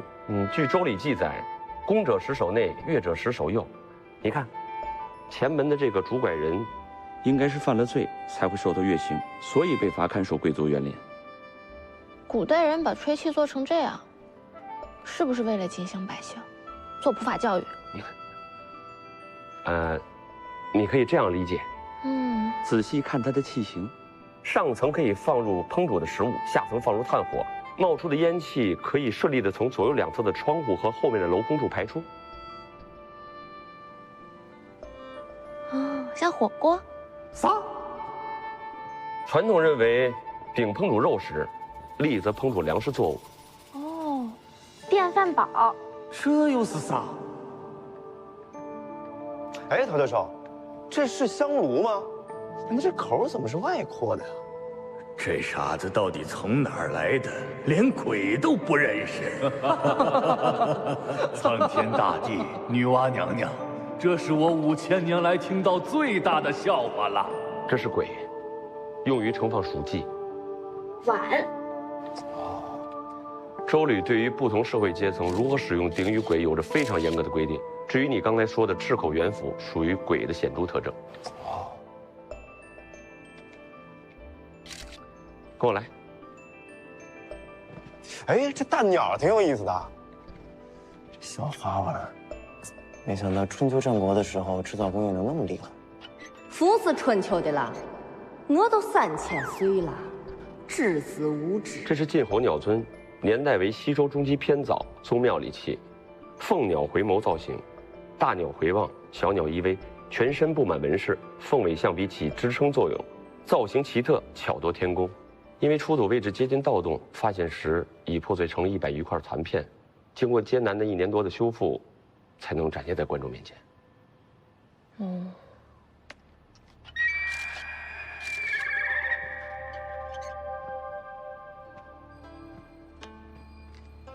你看是不是很特别？俺从河南来一趟可真不容易。哎，瞅瞅俺的大兄弟没有？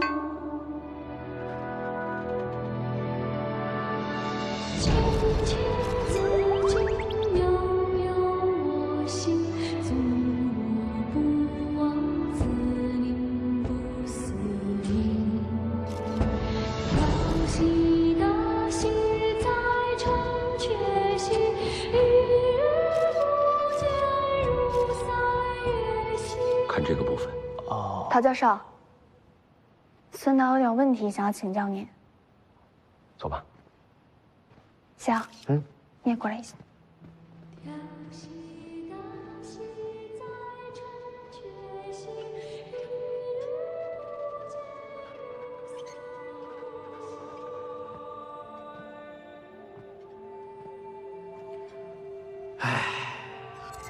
这剑呀，可每天都想着能再上战场来。咱们老了，老得生满了铜锈，老得动弹不了了，再也不能征战沙场，保家卫国了。吾以自家为伍。咦，小伙还能说2句有用的话来？整我60，以修我容，几经几劫，会此难过。国有危难，吾能再战；吾不能战，亦有来者。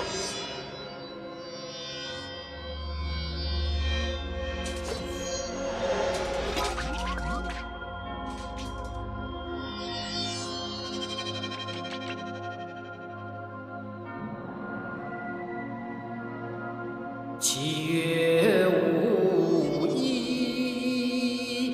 与子同袍，望于心事。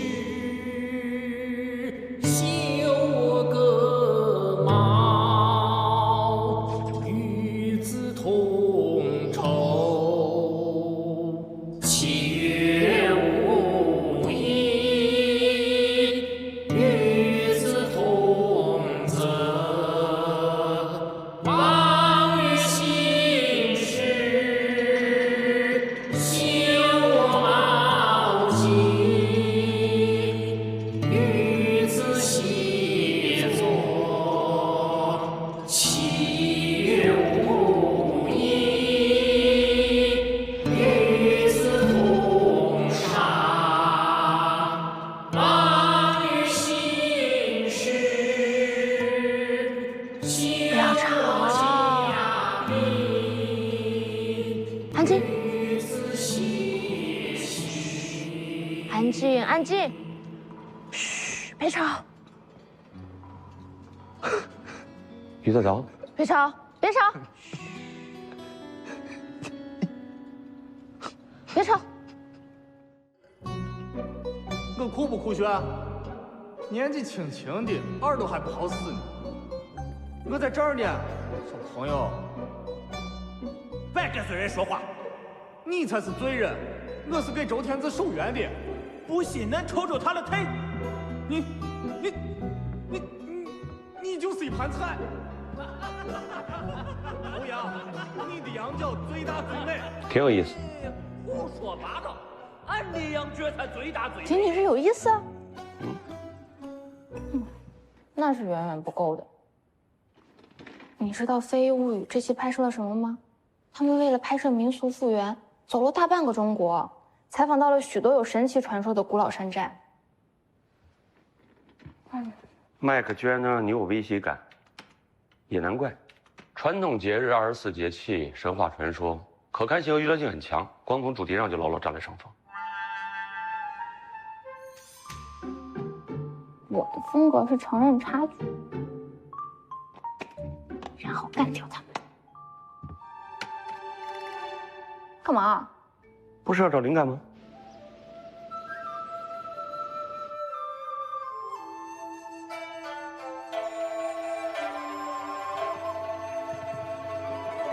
你看，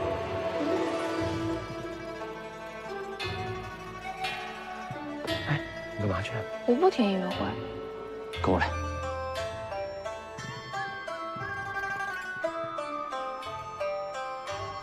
你之前不是邀请过民族乐团集体演出吗？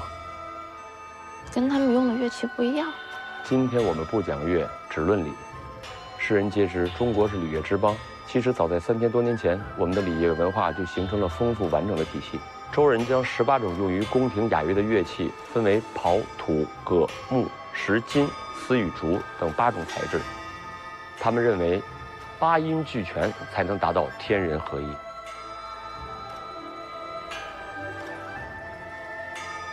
编钟，对，是编钟。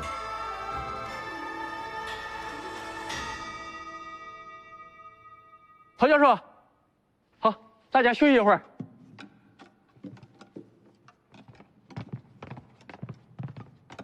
好，陶教授，打扰了，我在这随便看看。嗯，好的，好的。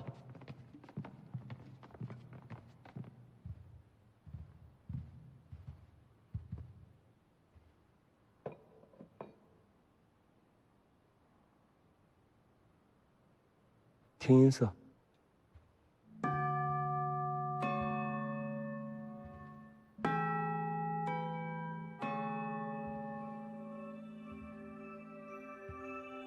曾侯乙的编钟我是听过的，但朱载堉是谁我就完全不知道了。现在你知道了，今后还要让更多的人全都知道。我希望你们能让全中国人都回忆起我们的礼乐文化历史悠久，底蕴深厚。这里有一流的音乐家，更有世界上第一的乐器。世界第一的乐器是什么？编钟吗？嘘。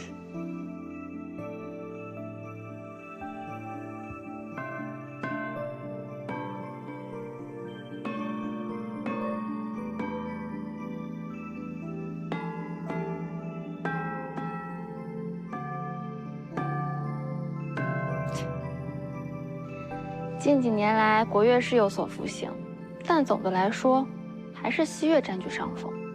编钟的演奏我是听过的，很多文化景点拿来蒙蒙游客，现代演出很少有得到。谁说编钟只能演奏中国雅乐？嗯，又是谁说编钟只能和民乐团配合呢？难道你要让编钟去配西洋乐吗？有何不可呢？我知道了。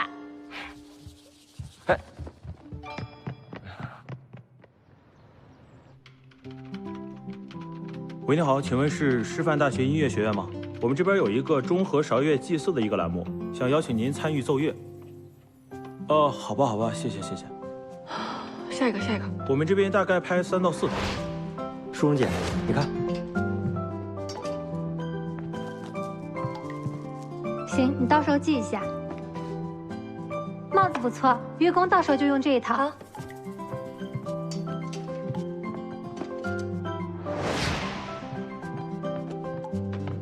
于编导，这是你要的资料。谢谢。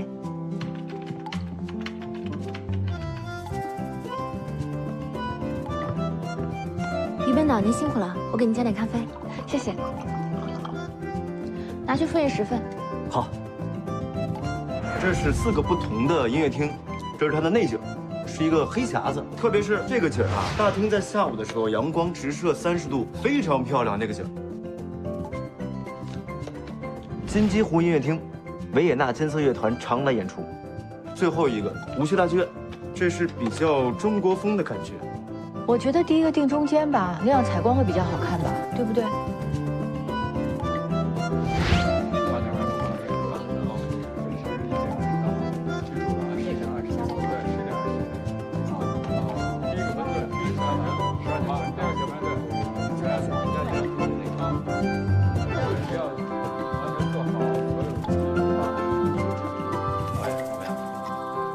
造型怎么样？行，好 ，OK，就这个啊，好，就这么说定了，好嘞。OK，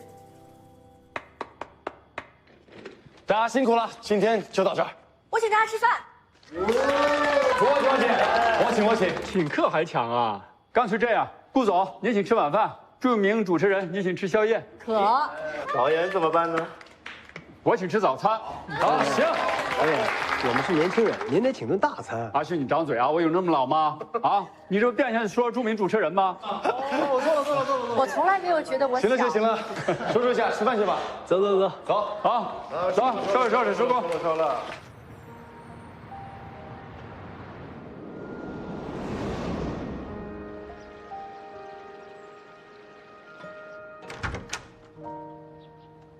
出什么事儿了？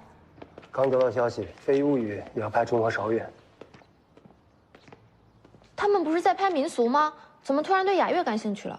中和韶乐本来就是宫廷雅乐，他们赴约年俗时说要在皇宫里演奏，理由都光明正大。而且不只是这样，咱们昨天刚刚联系的嘉德乐团，今天也把咱们婉拒了。啊，他们连乐队都抢，这就是竞争。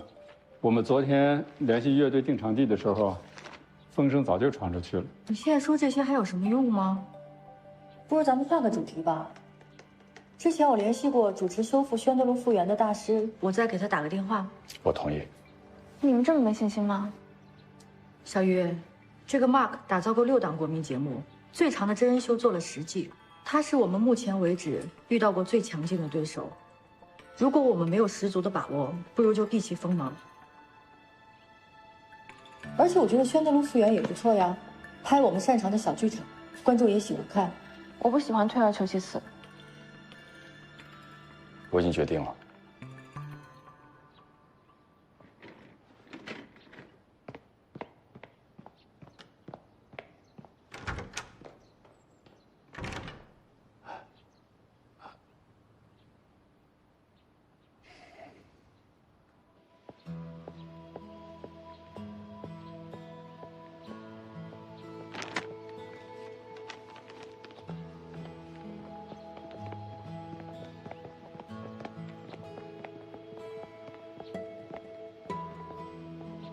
还生气呢？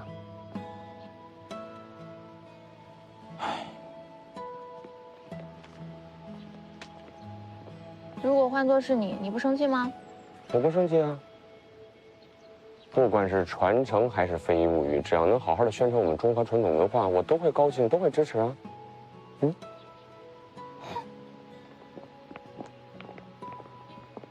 哟呵，哎呦，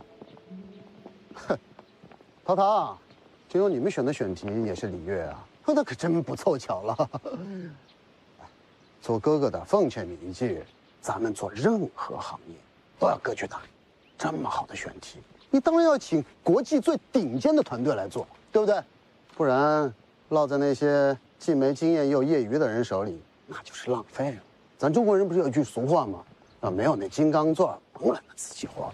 好好珍惜你们的选题吧，毕竟麦克是外国人，希望你们多听专家的意见，不要为了娱乐而娱乐化。Well, I've seen some of your work. Part of them is pretty interesting, but the cultural part is kind of too boring and dull, I would say. I mean, sometimes you have to consider what the people really want to see. I was thinking who is behind all this, but then I saw you. That's why. 于小姐，麦克一向直言不讳，但是他没有恶意的，毕竟是外宾嘛，您就大度一些，不要介意啊。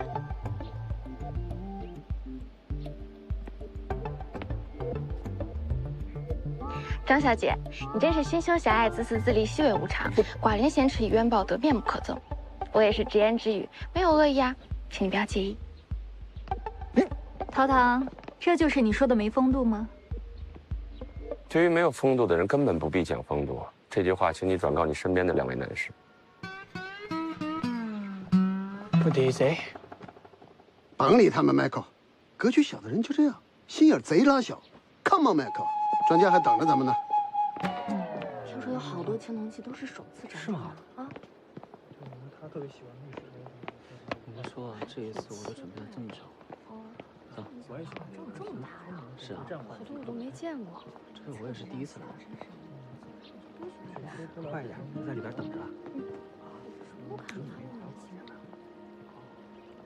我给你拍张照呢。你接那。好。这个怎么好？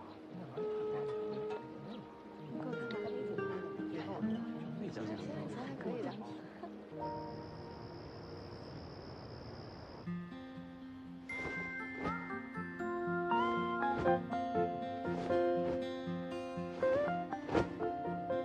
谁说编钟只能演奏中国雅乐？又是谁说编钟只能和民乐团配合呢？ I've seen some of your work. Part of them is pretty interesting, but the cultural part is kind of too boring and dull, I would say.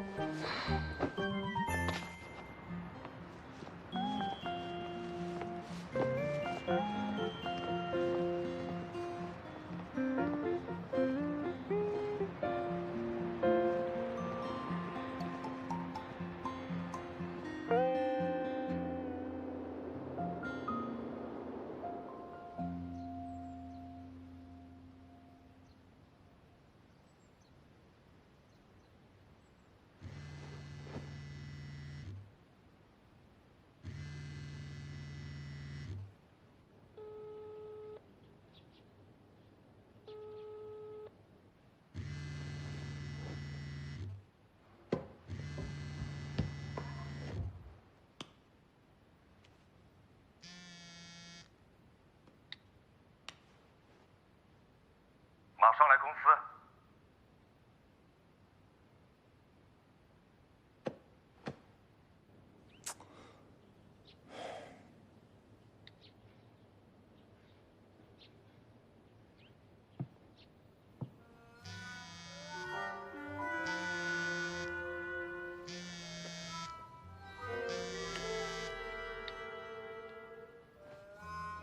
鱼菜嫂，马上给我过来！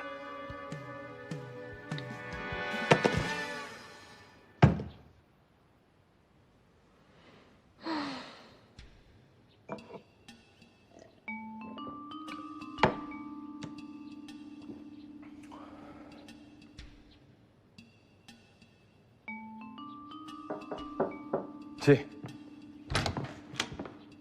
昨天晚上你干嘛去了？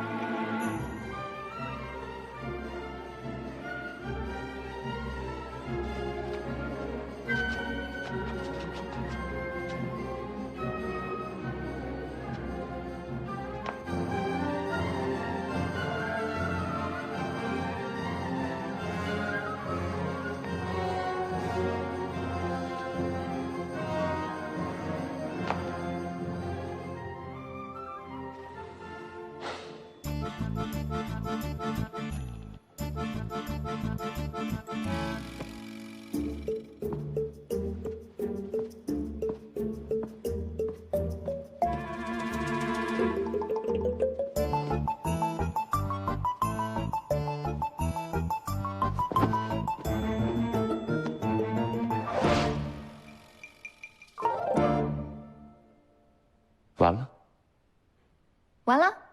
卖个金月你会不知道？哦，一个自大狂晚期患者，精神病医院愿意收容吗？跟我有什么关系啊？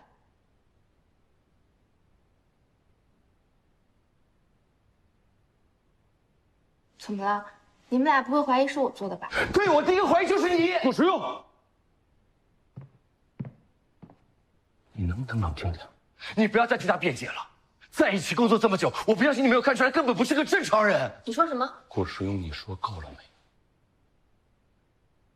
你刚才说谁不正常？什么是正常？什么是不正常？谁下的定义？你吗？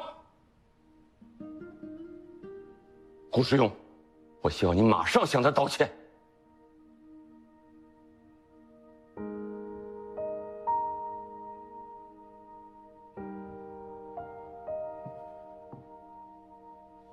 对不起，今天早上房间给我打电话，扬言要报警，话里话外的意思，这件事情跟你有关，所以在接受调查之前，我希望你跟我说实话，只有你跟我说实话，我才能帮到你。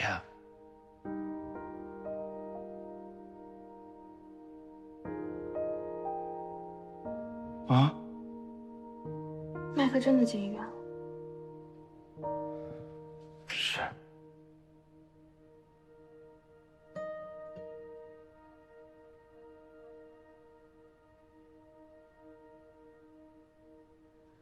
那我可以拍周和韶月了，是不是？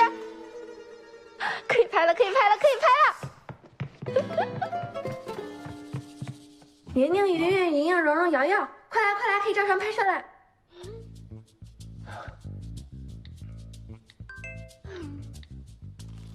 于站长，你想死吗？快来快来，不要赖床！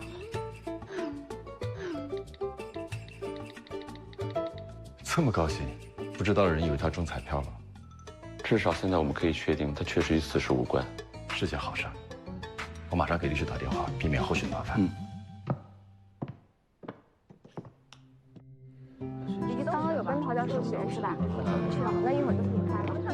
怎么样？这边差不多了吧？都准备好了。行，走吧。现在调整一下妆容跟礼仪就可以拍了。行，你今天记得克制点，时间给我定位点。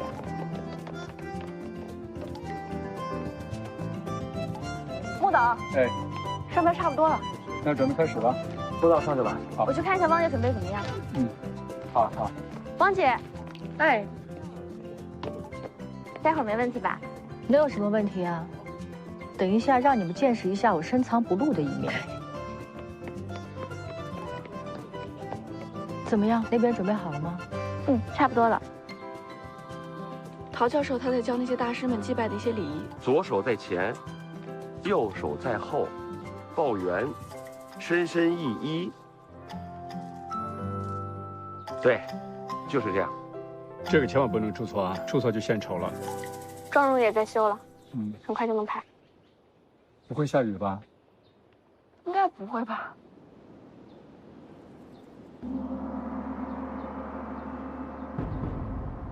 3、2、1，开始。乐起！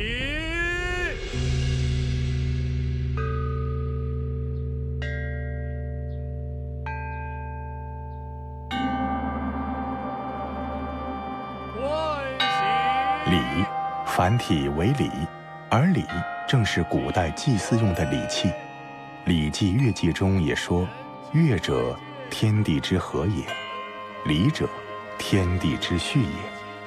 和，故百物皆化；序，故群物皆别。”礼与乐被儒家上升到关系着天地秩序与人伦和睦的重要地位。随着后世礼乐文化精神内涵的不断拓展，它对中国的政治、文化、社会生活各个方面都产生了极为深远的影响。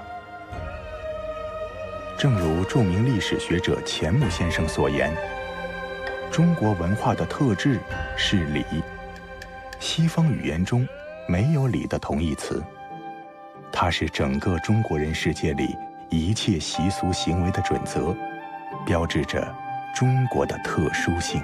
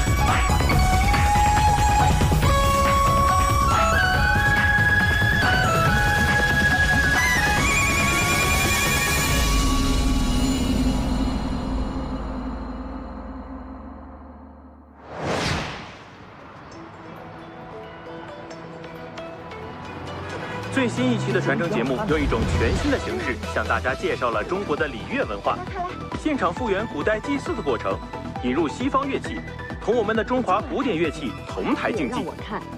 还有我们的汪主持竟然穿着明代宫廷服饰跳起了鬼畜舞，似乎是向近段时间网络非议展开的一次还击哦。太大了吧？哎，这是不是热搜上的背景？这那个视频我刚刷到。王希宁，好鬼畜啊！这样也说我妈妈是我市的股东主持人。你们们终于是把我们的传承电脑给逼疯了。这是最热闹的，不行，跳车比较不好。好搞笑！一种吸引年轻观众的方式吧。能引起讨论就是好嘛。还是我大中国的古典乐器更动人，没有我唢呐呢。差评。不得不说，这文化节目太拼了。鬼畜舞丑绝了，看我给你们编一个。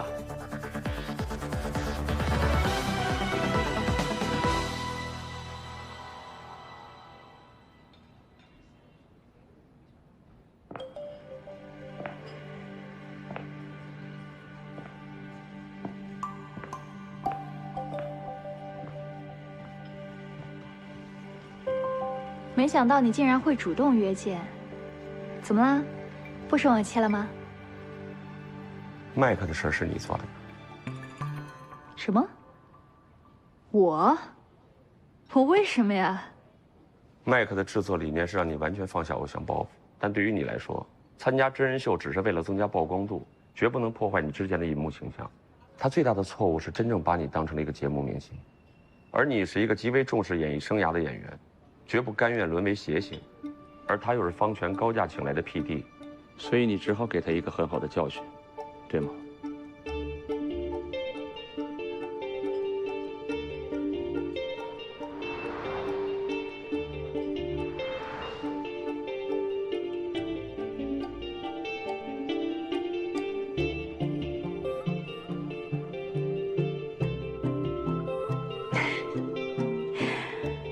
你说你是不是跟鱼在早待多了？你也学会编故事了？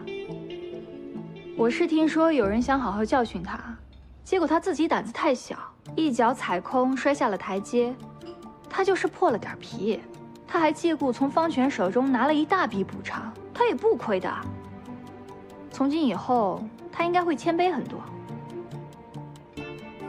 看来他对你的评价一点都没错。是啊。我是心胸狭隘，因为我突然发现，恨也好，爱也罢，我心里始终就只有一个人。我的虚伪无常、以怨报德，都是因为他，就是因为他，这没有什么好否认的。不过，我除了面目可憎，我明明是挺漂亮的嘛。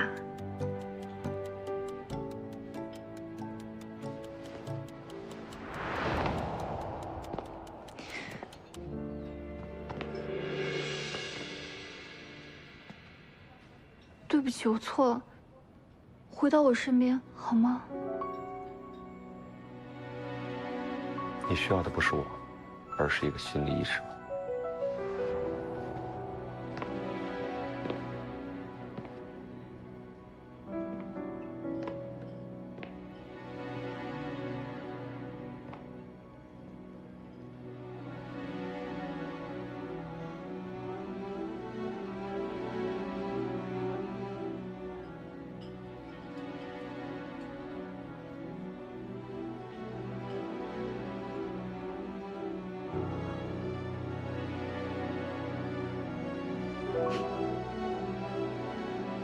你确定需要心理医生的是我吗？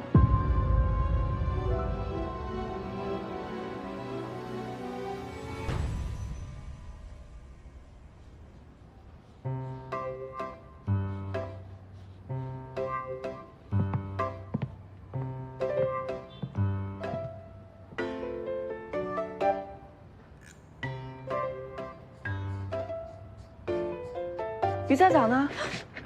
啊，吓死我了！小鱼在外面忙呢，怎么啦？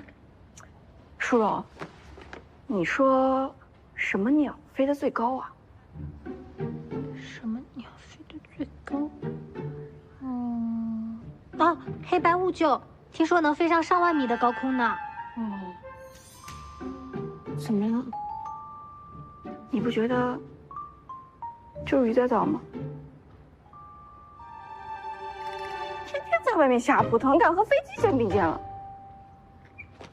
这个文件挺重要的，等他回来之后一定盯着他看啊。好嘞。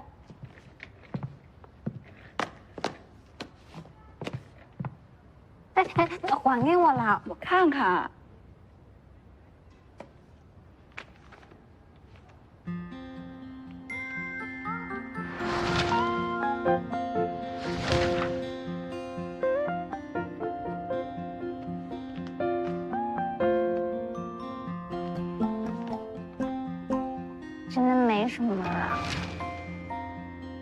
难得你画的这么细致，可惜我们不拍影视剧，你没什么实践的机会。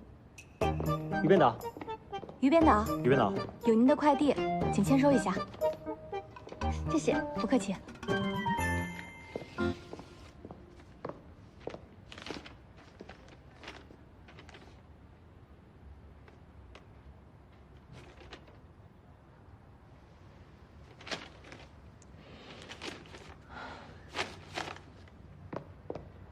哎，小鱼，回来的正好。你看看，多拍拍小剧场吧，不要浪费蓉蓉的才华。知道了，莹莹。不要叫我莹莹。好的，佳佳。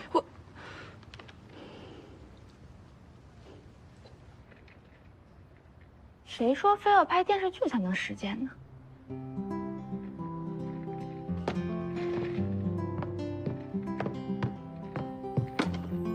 干嘛？哎，干嘛？不是，别拿我宝贝机器。小鱼，你要干嘛？镜头朝这边。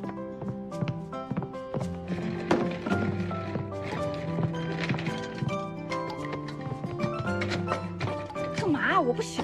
美妆直播你可以。我来吧，蓉蓉，就画你本子上那个唐代的妆，先试录一下。哎，好嘞。镜头稍微紧一点。紧点啊。我先给他卸个妆。哎，现在准备好了吗？嗯。好。不用紧张，就当这个镜头不存在。来，3、2、1。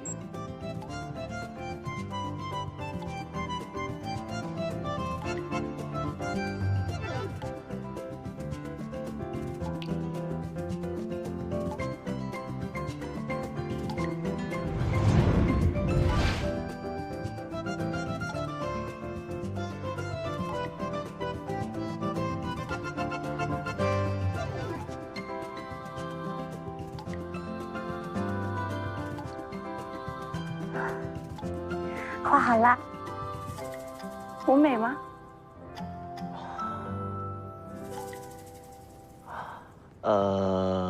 袁编导，我挺同情你的。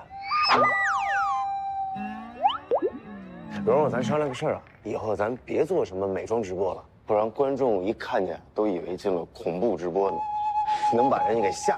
哎，什么恐怖直播间？其实看着也挺喜庆的。谢谢啊。哎，视频的事怎么样了？已经弄好了。嗯。穆导，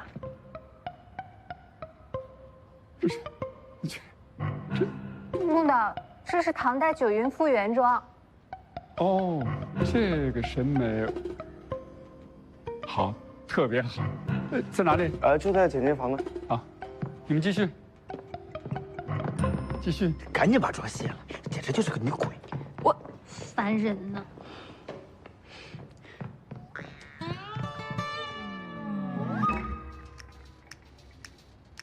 一会儿把这些素材交给宣传部的同事，让他们找个团队好好推推，对节目也会有好处。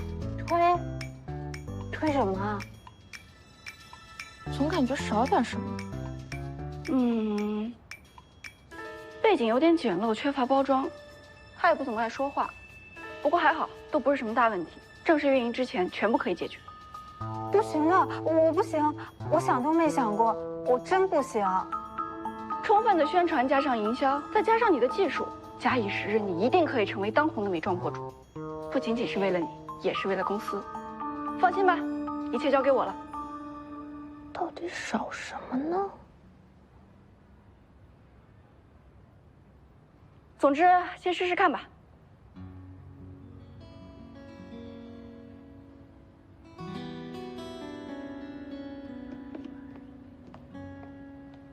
妆容复原，我不是这方面的专家。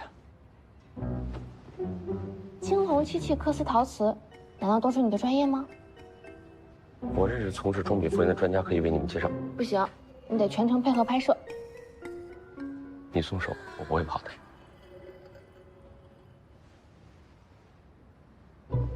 哎，陶教授，你别走，你听我说，干嘛呢？可以的。快起来！那除非在你眼里，规格文化都是雕虫小技，否则你为什么不答应？在这方面我一点都没研究过，我不是这方面的专家。哦，哎，好，我答应你，我答应。答应啦。陶教授，陶教授，麻烦您了。麻烦你了。哎呦。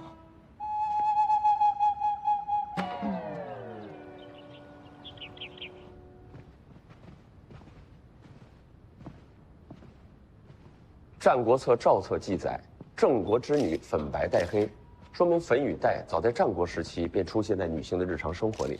这些女性的装饰我都看过了。为什么只看女性？难道只有女性才有装饰的权利吗？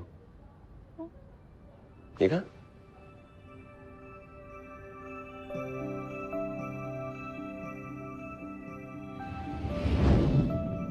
明宣宗周瞻基头戴小胡帽，耳垂珍珠环，红色窄袖绒衣，一身黄色罩甲，时髦不时髦？这套明18学士图屏上出现的男子网巾，还是明太祖朱元璋下令推行的。朱元璋一日微服出巡至神乐观，见道士于灯下结网巾，好奇问道：“此何物也？”道士答：“网巾，用以裹头，则万发俱齐。”朱元璋大悦，取其尽收宗发，一统天下之意，大颁于天下，以致《明史·渔夫志》记载，明代男子人无贵贱，皆裹网巾。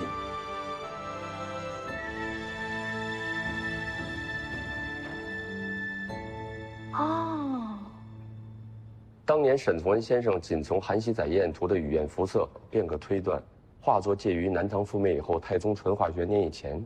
如今有几人能够做到？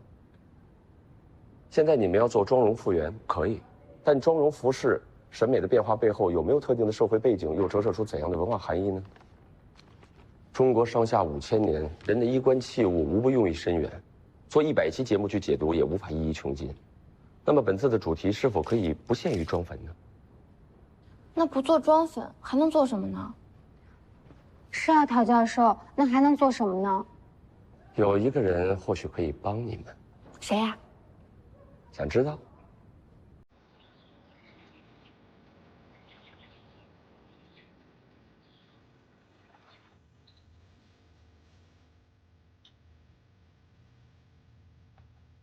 士林广记》归状类一篇提到一种祛斑护肤的玉女桃花粉。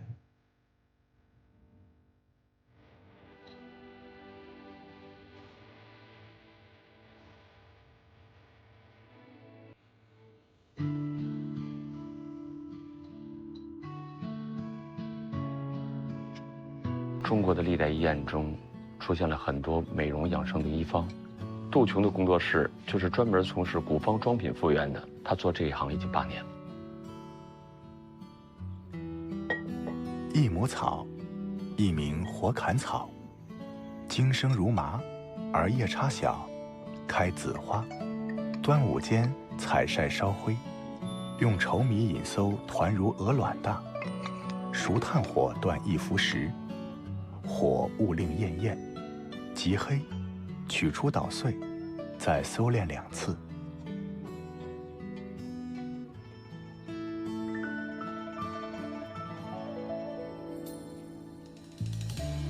每10两，别断石膏2两，滑石、棒粉各1两，腌制1钱，共研为粉，同咳舍1枚，入气收制。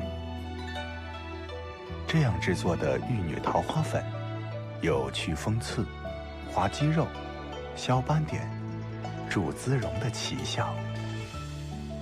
杜老师，这个就是武则天最喜爱的玉女桃花粉吗？是的。我能闻一下吗？谢谢。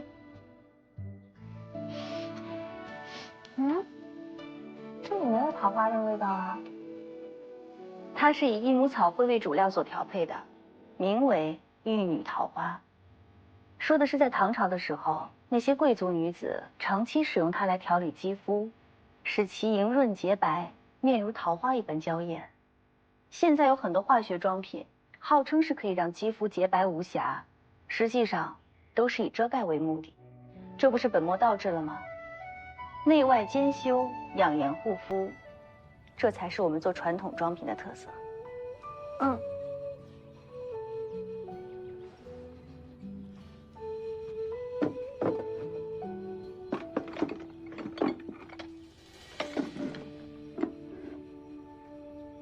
呀，我怎么早没想到呢？小鱼，你之前不是说我的妆容少了些什么吗？这中国古典妆容怎么能用现代的化妆品去复原呢？应该用纯天然的古典妆粉啊。哦，因为过去我们是采用纯天然的植物染色，所以在色彩搭配上低调又和谐。你们看，就算是红绿撞色，也能给人古朴典雅的感觉。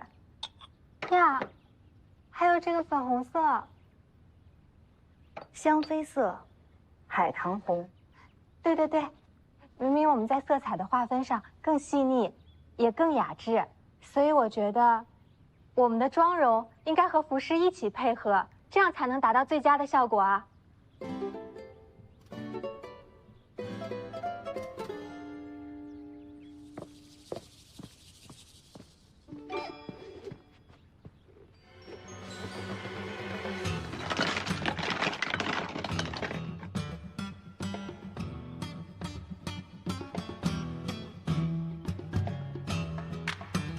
杜老师，您的这些化妆品跟他们比起来如何？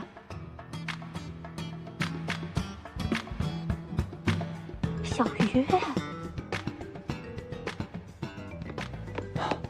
杜老师，实在不好意思，千万别介意啊。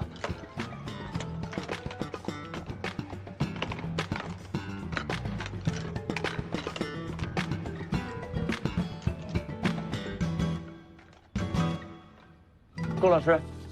顾老师，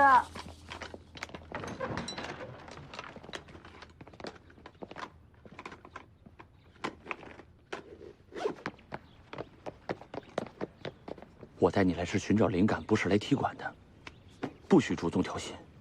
人生处处竞技场，让古代妆品跟现代化妆品 PK 一下，故事不就来了吗？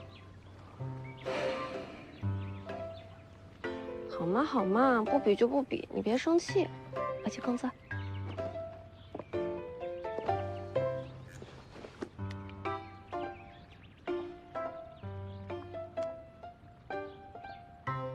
莹莹，我跟你说过多少遍了，不要这样叫我。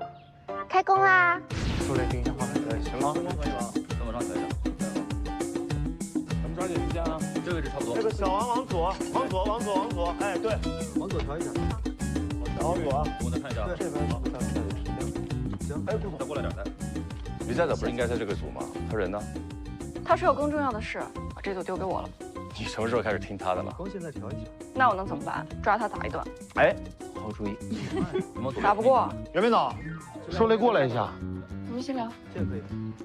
怎么了，孙导？哎，苏总，我先过去调一下。他总可以吗？然后到时候呢，我们分5步来画。孙妈妈，可以，没问题。好了，这个到时候交给苏总了。对，现在还没开始画。对，还没有，现在是比较眉毛也多了，还行。妆眉毛都会比较细。那个没法过一点。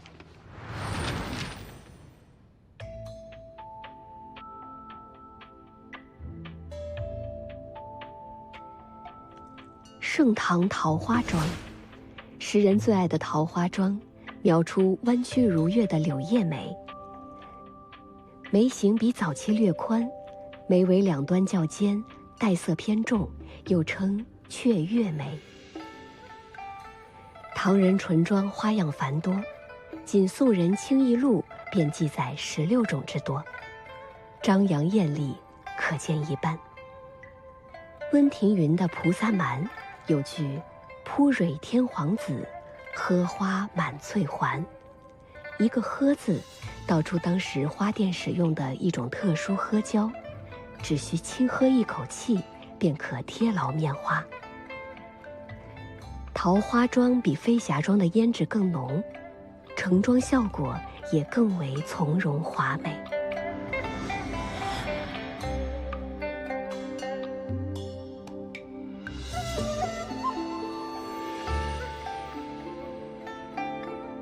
宋代泪妆，这种面妆以白妆为基础，妆粉湿涂较薄，但在眼角点抹白粉，如泪水充盈欲滴的样式，显得哀愁悲情。泪妆在唐5代便已经出现，宋代女性在祭扫时常做此妆，也可以作为平时的淡雅装扮。明代薄妆，明代妆容的整体风气延续宋代汉族传统，以浅淡清雅为美，少有浓烈奇异的妆面。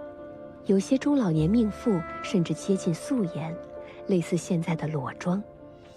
女子所画眉形大多纤细弯曲，只是有一些长短深浅之类的变化，虽不免单调，却特别能够衬托出女性的柔美与妩媚。唇形依然以小为美，或仅涂下唇，或比圆唇略小。明代上层女性相比宋代，脸上更为素净，表情一般恭谨。清代素妆，清朝满族在入关之初一直保持着非常质朴的民风。清朝前期的满族女子追求的是一种健康开阔的美，在妆容上总体来讲都极其清淡，几乎是素面朝天的形象，非常务实且质朴。清中期乾隆朝，由于皇帝在艺术品味上追求广收博取、海纳百川，活泼了很多。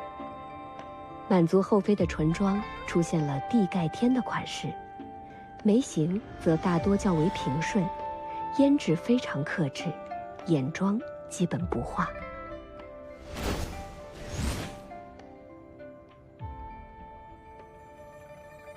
好，咔，收工。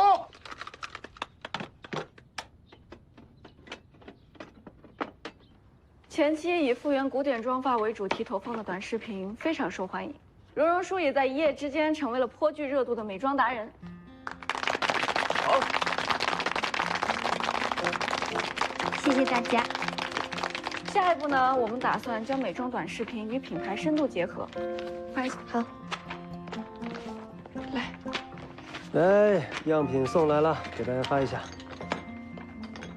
谢谢，不客气。谢谢。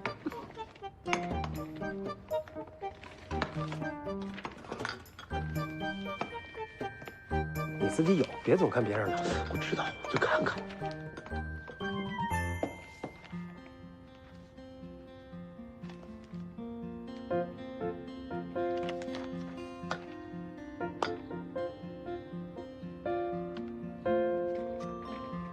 顾总，我觉得文创不是这么做的。文创也是一种商品，不管是制造趣味性还是情怀，深挖历史内涵，或者是捧你做网红，根本目的还是为了出售。你不要对它有太多期待，这不现实。我觉得哈，这个应该是个胭脂吧。嗯。你说一个普通的腮红被包装成一个瓷盒子，然后上面裹着一个印有仕女图的缎带，这个东西，如果摆在商场里，我是不会买的。你们呢？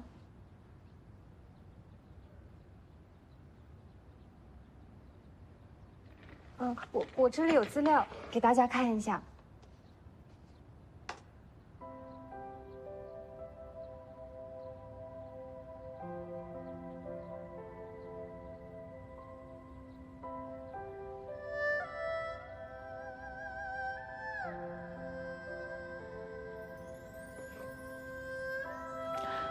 如果要真能做成那样也行啊。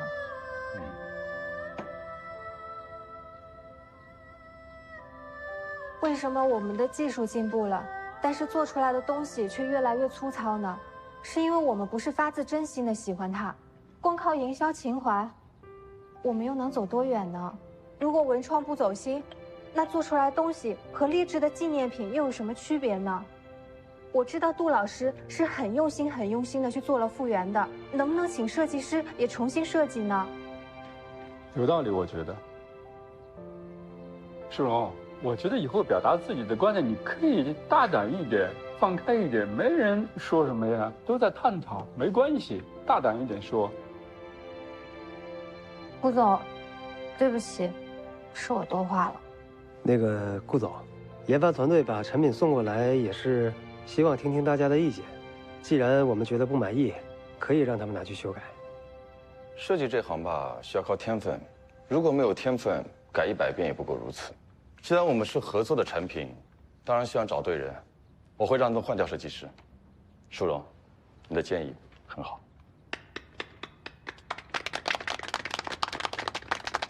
谢谢顾总，谢谢木导。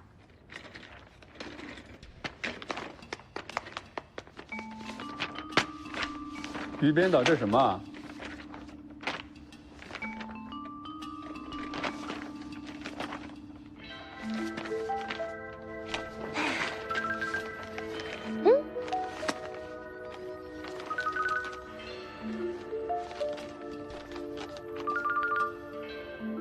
哎，这个是怎么念？bill 啊 ？bow 啊 bow。这个要搞时装秀啊！这是一家国内主打中国风的时装品牌，对不对？对，这是我的最新拍摄计划。向飞，他还没成名前，我们就是好朋友了。真没想到他居然这几年变成了亚洲最有名的高定服装设计师。其实我之前呢就去找过他谈过合作的意向，但是他说抱歉，你来晚了，我马上就要成为《非遗物语》的冠名商了。那这种情况下，你还建议我去找他吗？我认为 ，BO 最终会成为我们的广告商。人家都要签约了，你这么敢想啊？大家同意吗？我站小鱼，傅毅，双手赞同。我站王希宁，我站荣叔。实现不了，扣你1个月的奖金。收到。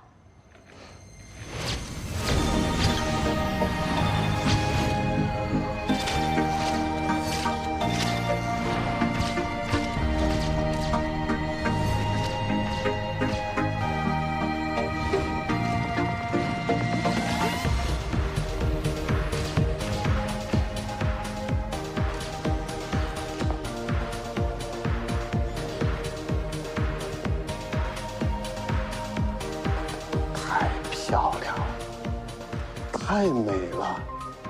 菲菲姐，觉得我们依依怎么样？我跟你说，我跟她合作这么久，她一次都没有让我失望过。你看这个气质，高贵典雅，还有点小家碧玉的感觉，对不对？这简直就是为了你这个《梦回江南》系列而生的呀。我倒是觉得她的妆容和服饰不是很搭。没关系，没关系。我已经邀请了巴黎国际时装周的御用华裔化妆师编了，他一加盟，他那天要在你的秀场上出手，必定技压群芳。菲菲姐，你的事就是我的事，只要你高兴了，我就心满意足了。等等，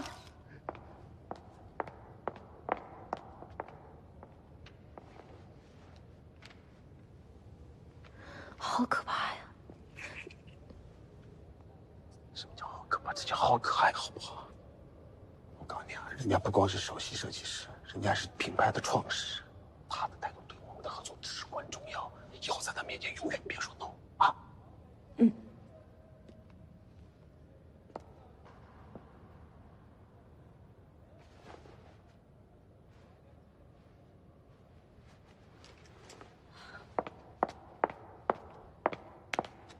妆容效果怎么样？和整个拍摄搭不搭？只有在拍的时候才知道。现在是你学习的时候，不是你玩手机的时候。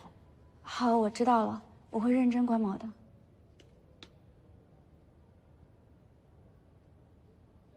这谁呀？她是现在非常红的化妆师，专门复原古典妆容的。我也经常看她的视频，这个人真的挺有想法的。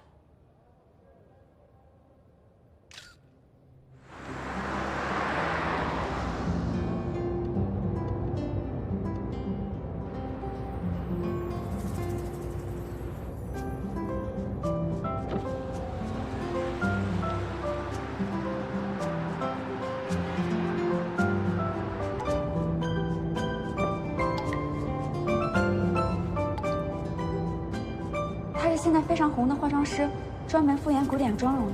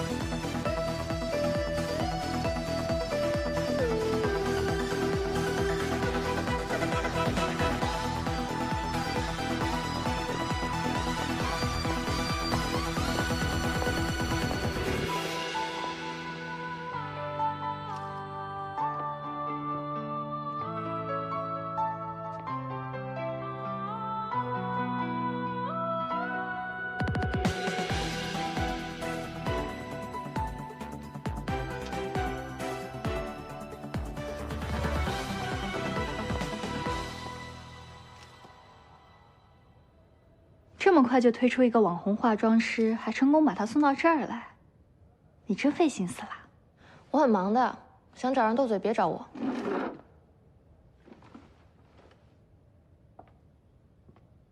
怎么我寄给你的资料你还没看吗？你别这样看着我，我可没那么下作。是有人递资料给节目组，我把他拦下来了。你可要认真想想，是不是得罪什么人了？那我得罪的人可多喽，10天10夜都说不完。现在人人都夸奖你天马行空、创意不断，可是，一旦知道事实，他们会说：“于再早啊，那可是个状况百出的人，即使你做什么事情都是没有用的。”而且还很有可能影响到陶唐投入大量心血的作品。在这一切发生之前，请你主动离开吧。做完这期节目再说。工作期间不要来打扰我。哎，你们俩认识啊？菲菲姐，菲菲姐，于小姐可是顾总的得力干将，没想到她舍得让于小姐来这边帮忙。菲菲姐，您魅力可真大。西宁太热心了，他知道这次秀对于我来说意义非凡，非要把整个团队借给我。正好我也缺人。哎，那个叫舒仁小丫头还挺不错的，你们好好合作。嗯。你们俩刚才聊什么呢？我们在聊菲菲姐为什么都是外籍模特。欧式的面孔配上中式的礼服，你不觉得别有一番风味吗？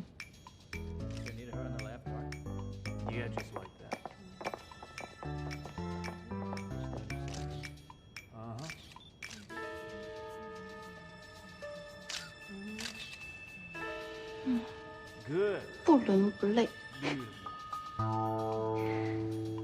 就你的工作态度，我有时候真的挺欣赏的。Nothing's good. You need that? Okay. Yeah. Okay, let's fix it. Let's. Come around. Ready? 你看这怎么样？这个尺寸好像要调整调整，你看。 Little bit closer. Good, right there.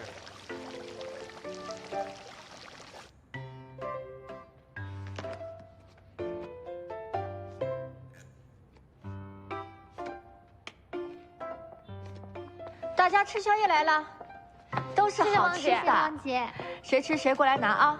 好的。看什么呢？在看向飞啊。他的高定呢，这几年确实是有一些一线明星红毯和活动的首选，但是呢，也有些人说的很难听，说他不过呢就是一个晚会裁缝。加上你们也知道，他那个人太有个性了，得罪了不少人。 直到去年在巴黎时装周上大放异彩，品牌得到了注资，所以才得到了国内的认可。原来他惯用外籍模特，不仅仅是为了欧美市场，还有一些难以解开的心结。但是在苏州办秀有中国模特，那不是理所当然吗？中国风的服装加上外模那种高挑、凹凸有致的身材，其实想一想就觉得画面非常有冲击力。 而且我觉得东西方文化的这种碰撞呢，非常符合时下审美的主流。不过你刚刚说，别人可能会说你狭隘，说你不够包容、不够开放。纯粹到极致才是美，只有中国女性才能穿出古典华服的含蓄跟文雅，这种美是纯东方的，世上无可取代。就像我不会厚着脸皮说我穿比基尼美到世界第一，是不是？做人还是要诚实点。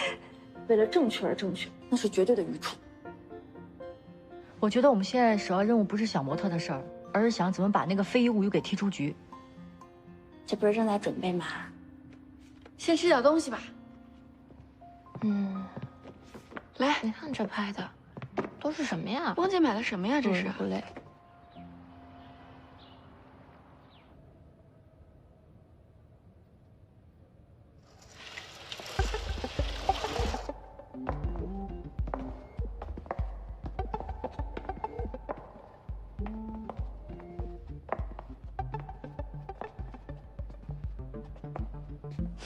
你就是舒荣。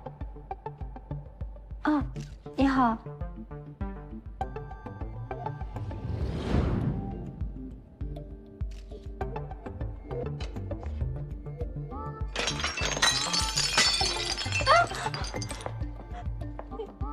这是干嘛？BO的大秀是过家家的地方吗？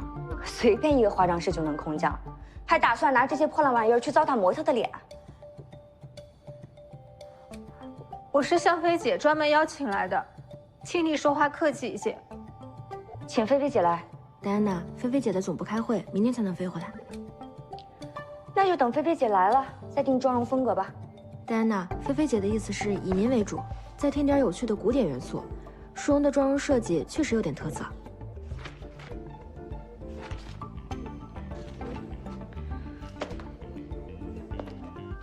就凭她，菲菲姐也有走眼的时候啊。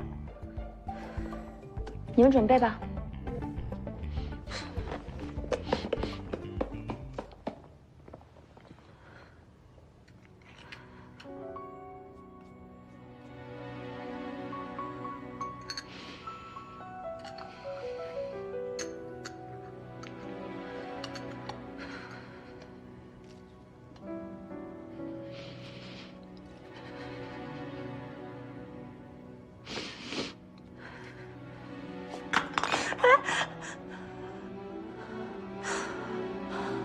你这是干嘛呀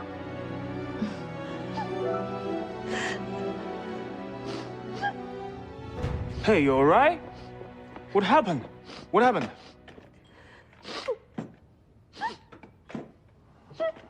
Oh, honey. Just don't cry, okay? It's not a big deal, right? I'm gonna call Xiaofei. He's gonna fix it. Okay, let's go. I have a new t-shirt for you. Cut this way. Yeah. No need to cry, all right? I got a new t-shirt for you. 又来哪出啊？ It's very good. You're gonna love it. Poor girl. Right this way. Zach went to comfort her, Here. but I think he'll make things worse. Maybe this time he just wanted to help. Please. It's not the first time for him to intimidate, lure, and harass women by his position. The leopard cannot change its spots. Mm-hmm.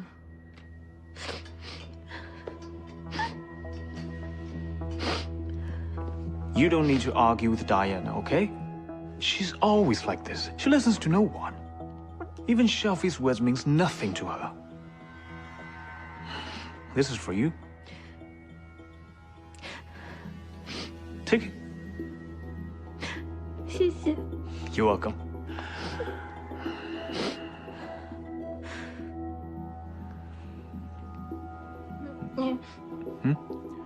你不出去了吗？ Oh, it's okay. I can help you. I mean, 我可以自己来。 No, I can help you. 我自己来，我自己来。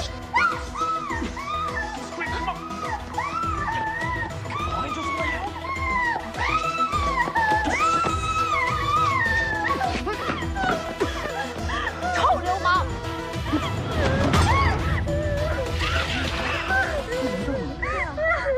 没事吧？把衣服换了。 I'm bleeding. Somebody help! Somebody help me! I'm bleeding. Look at this. She hit me. Help me! 你怎么弄的呀？怎么了？怎么了？ She hit 干什么 me. 呢？ She hit me. You're gonna be my witnesses. She hit me. Look at this. Look at this. 大哥，She Yes. 打 you。 Yeah. I'm gonna sue her. I'm telling you now. 于占总，你疯了！你打他，他是我请来最好的摄影师，你是不是有病？他就是个流氓。 What did you say? What did you say? Nothing. 这啊 ，calm down。你现在需要去 hospital 啊，咱们先止血啊，他的问题我会处理，放心吧。你给我等着，于站长啊。喂，菲菲姐，萨克受伤了，这怎么办呀？我们不能不拍呀，准备了这么久了。这么大的事情一定要告诉菲菲姐。好，我知道了。我刚给菲菲姐打电话，她还在开会呢。不过就是摸了你几下，怎么？又不会真的对你怎么样。别的人也都在忍啊。就是，都是成年人了，怎么能耽误拍摄啊？别说了，你看他都快哭了。现在不是流泪的时候，还是去道个歉吧。大事化小，小事化了。他肯定还没走远，应该在楼上。我们一起去服个软。我再跟小说完没有？他是流氓，你们都是帮凶。我们家柔柔是来工作的，不是来受气的。走，让开。那还能不能拍了呀？说在哪？性子像绵羊才会招惹这些烂人，以后要凶一点，凶凶的，知道吗？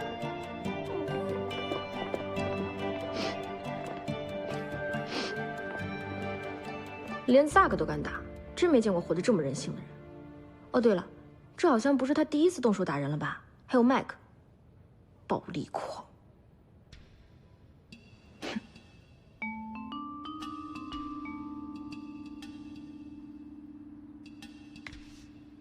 你自己看。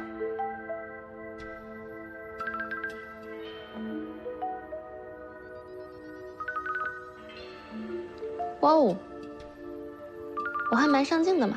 于彩草，你怎么能公然动手呢？我没有动手啊。哎，等等，推一下应该不算吧？都什么时候了，你还这种态度？你知道他们怎么说你吗？暴力倾向，故意伤人，还是别的？我跟其他人不太一样，这一点你不是早就知道了吗？你的就诊信息暴露了，可是他们之前都不知道。因为我不一样，所以他们会担心，会忧虑，不知道我下一秒会做出什么，不知道我有没有暴力倾向，不知道我会不会影响到他们日常的工作。没关系啊，这种事我也不是第一次经历了，已经很习惯了，大不了换份工作，不要太紧张啦。你明明知道我说的不是这些。去采草。拜。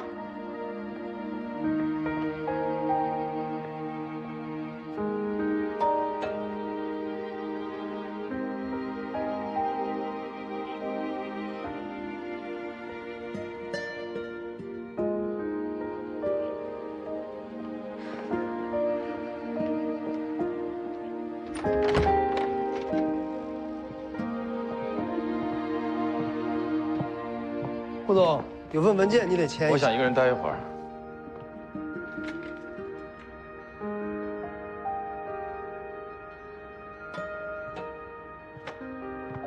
留下吧。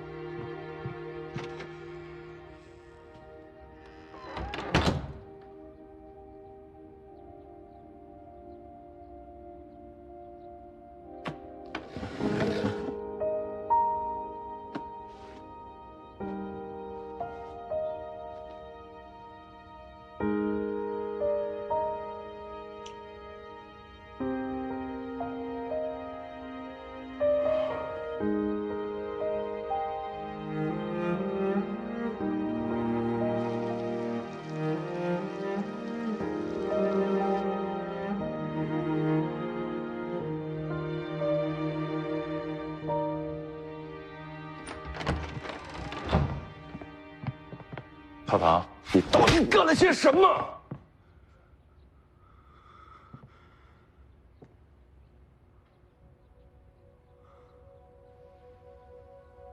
你会在这种时候让他离开？于阿姨照顾于彩草这么多年，对她的病情非常清楚，可她还是保护她、关心她、爱着她。你以为于阿姨真的有没有追求者吗？不是，她是怕没有人能接受于彩草的病，怕她会受人歧视。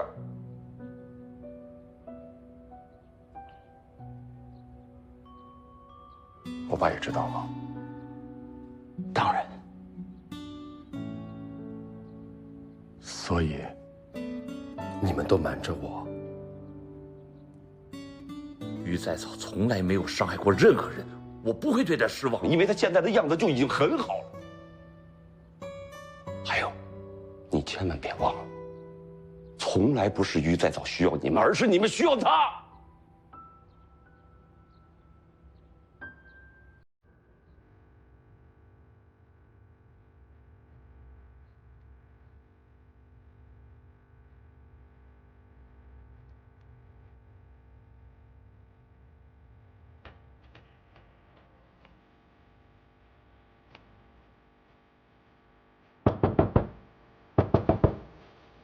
于太早，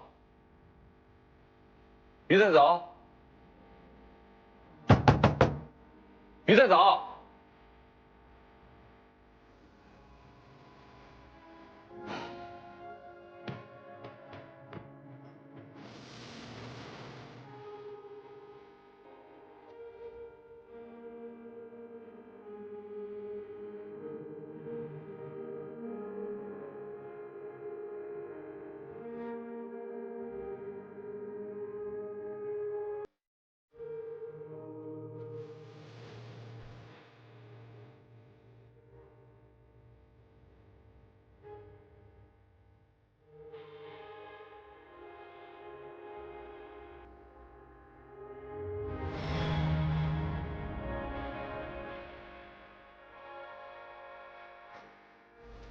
不走，上尾期开通啊，这是成片啊！你看你都凑成语无伦次啦，拜拜，耶！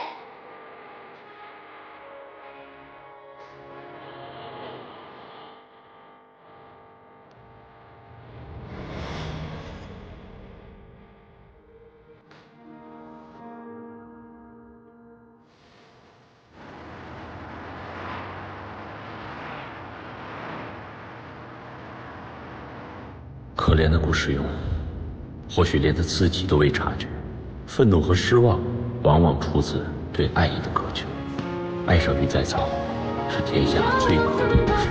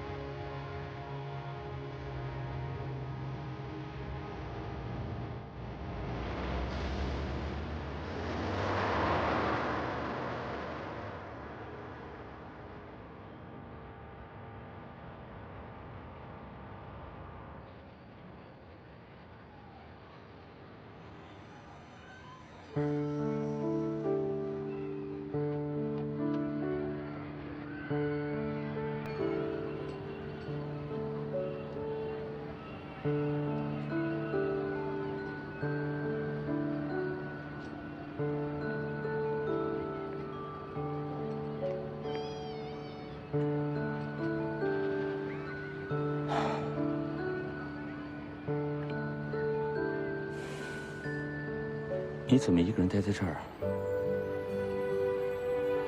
今天没有香草味儿的。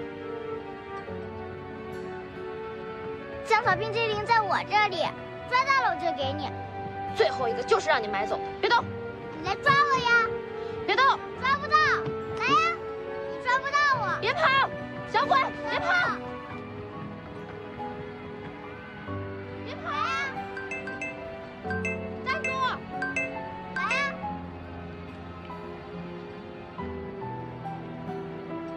抓不到！精神病人有特权啊！麻烦有病吃药好。什么情绪问题？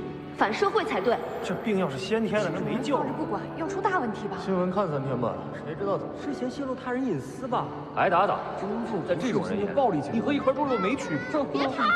真看不出来。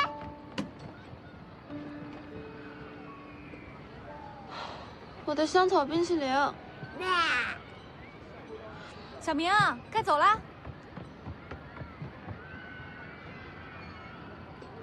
给。不是我想要的，丢了吧。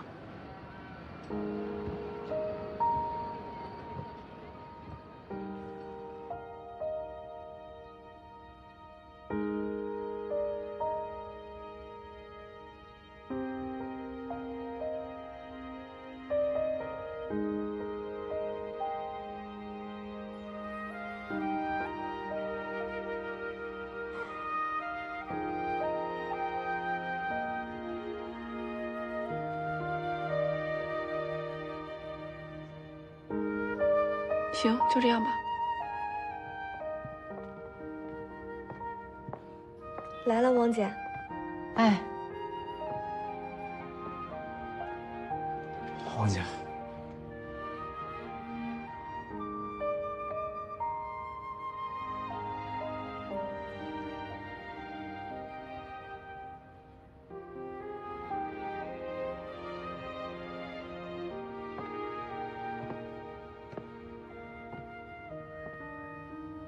蓉蓉，今天向飞回国，你要不要跟我一起去，当面跟他解释清楚啊？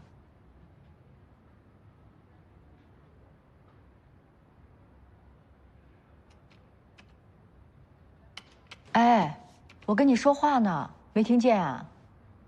我不去，那里所有人都知道发生了什么，不需要再解释。蓉蓉，你还要去哪？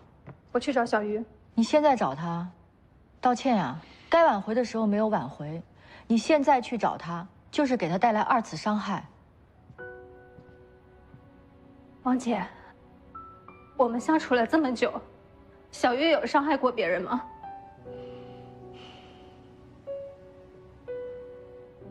他其实一直都在帮助我。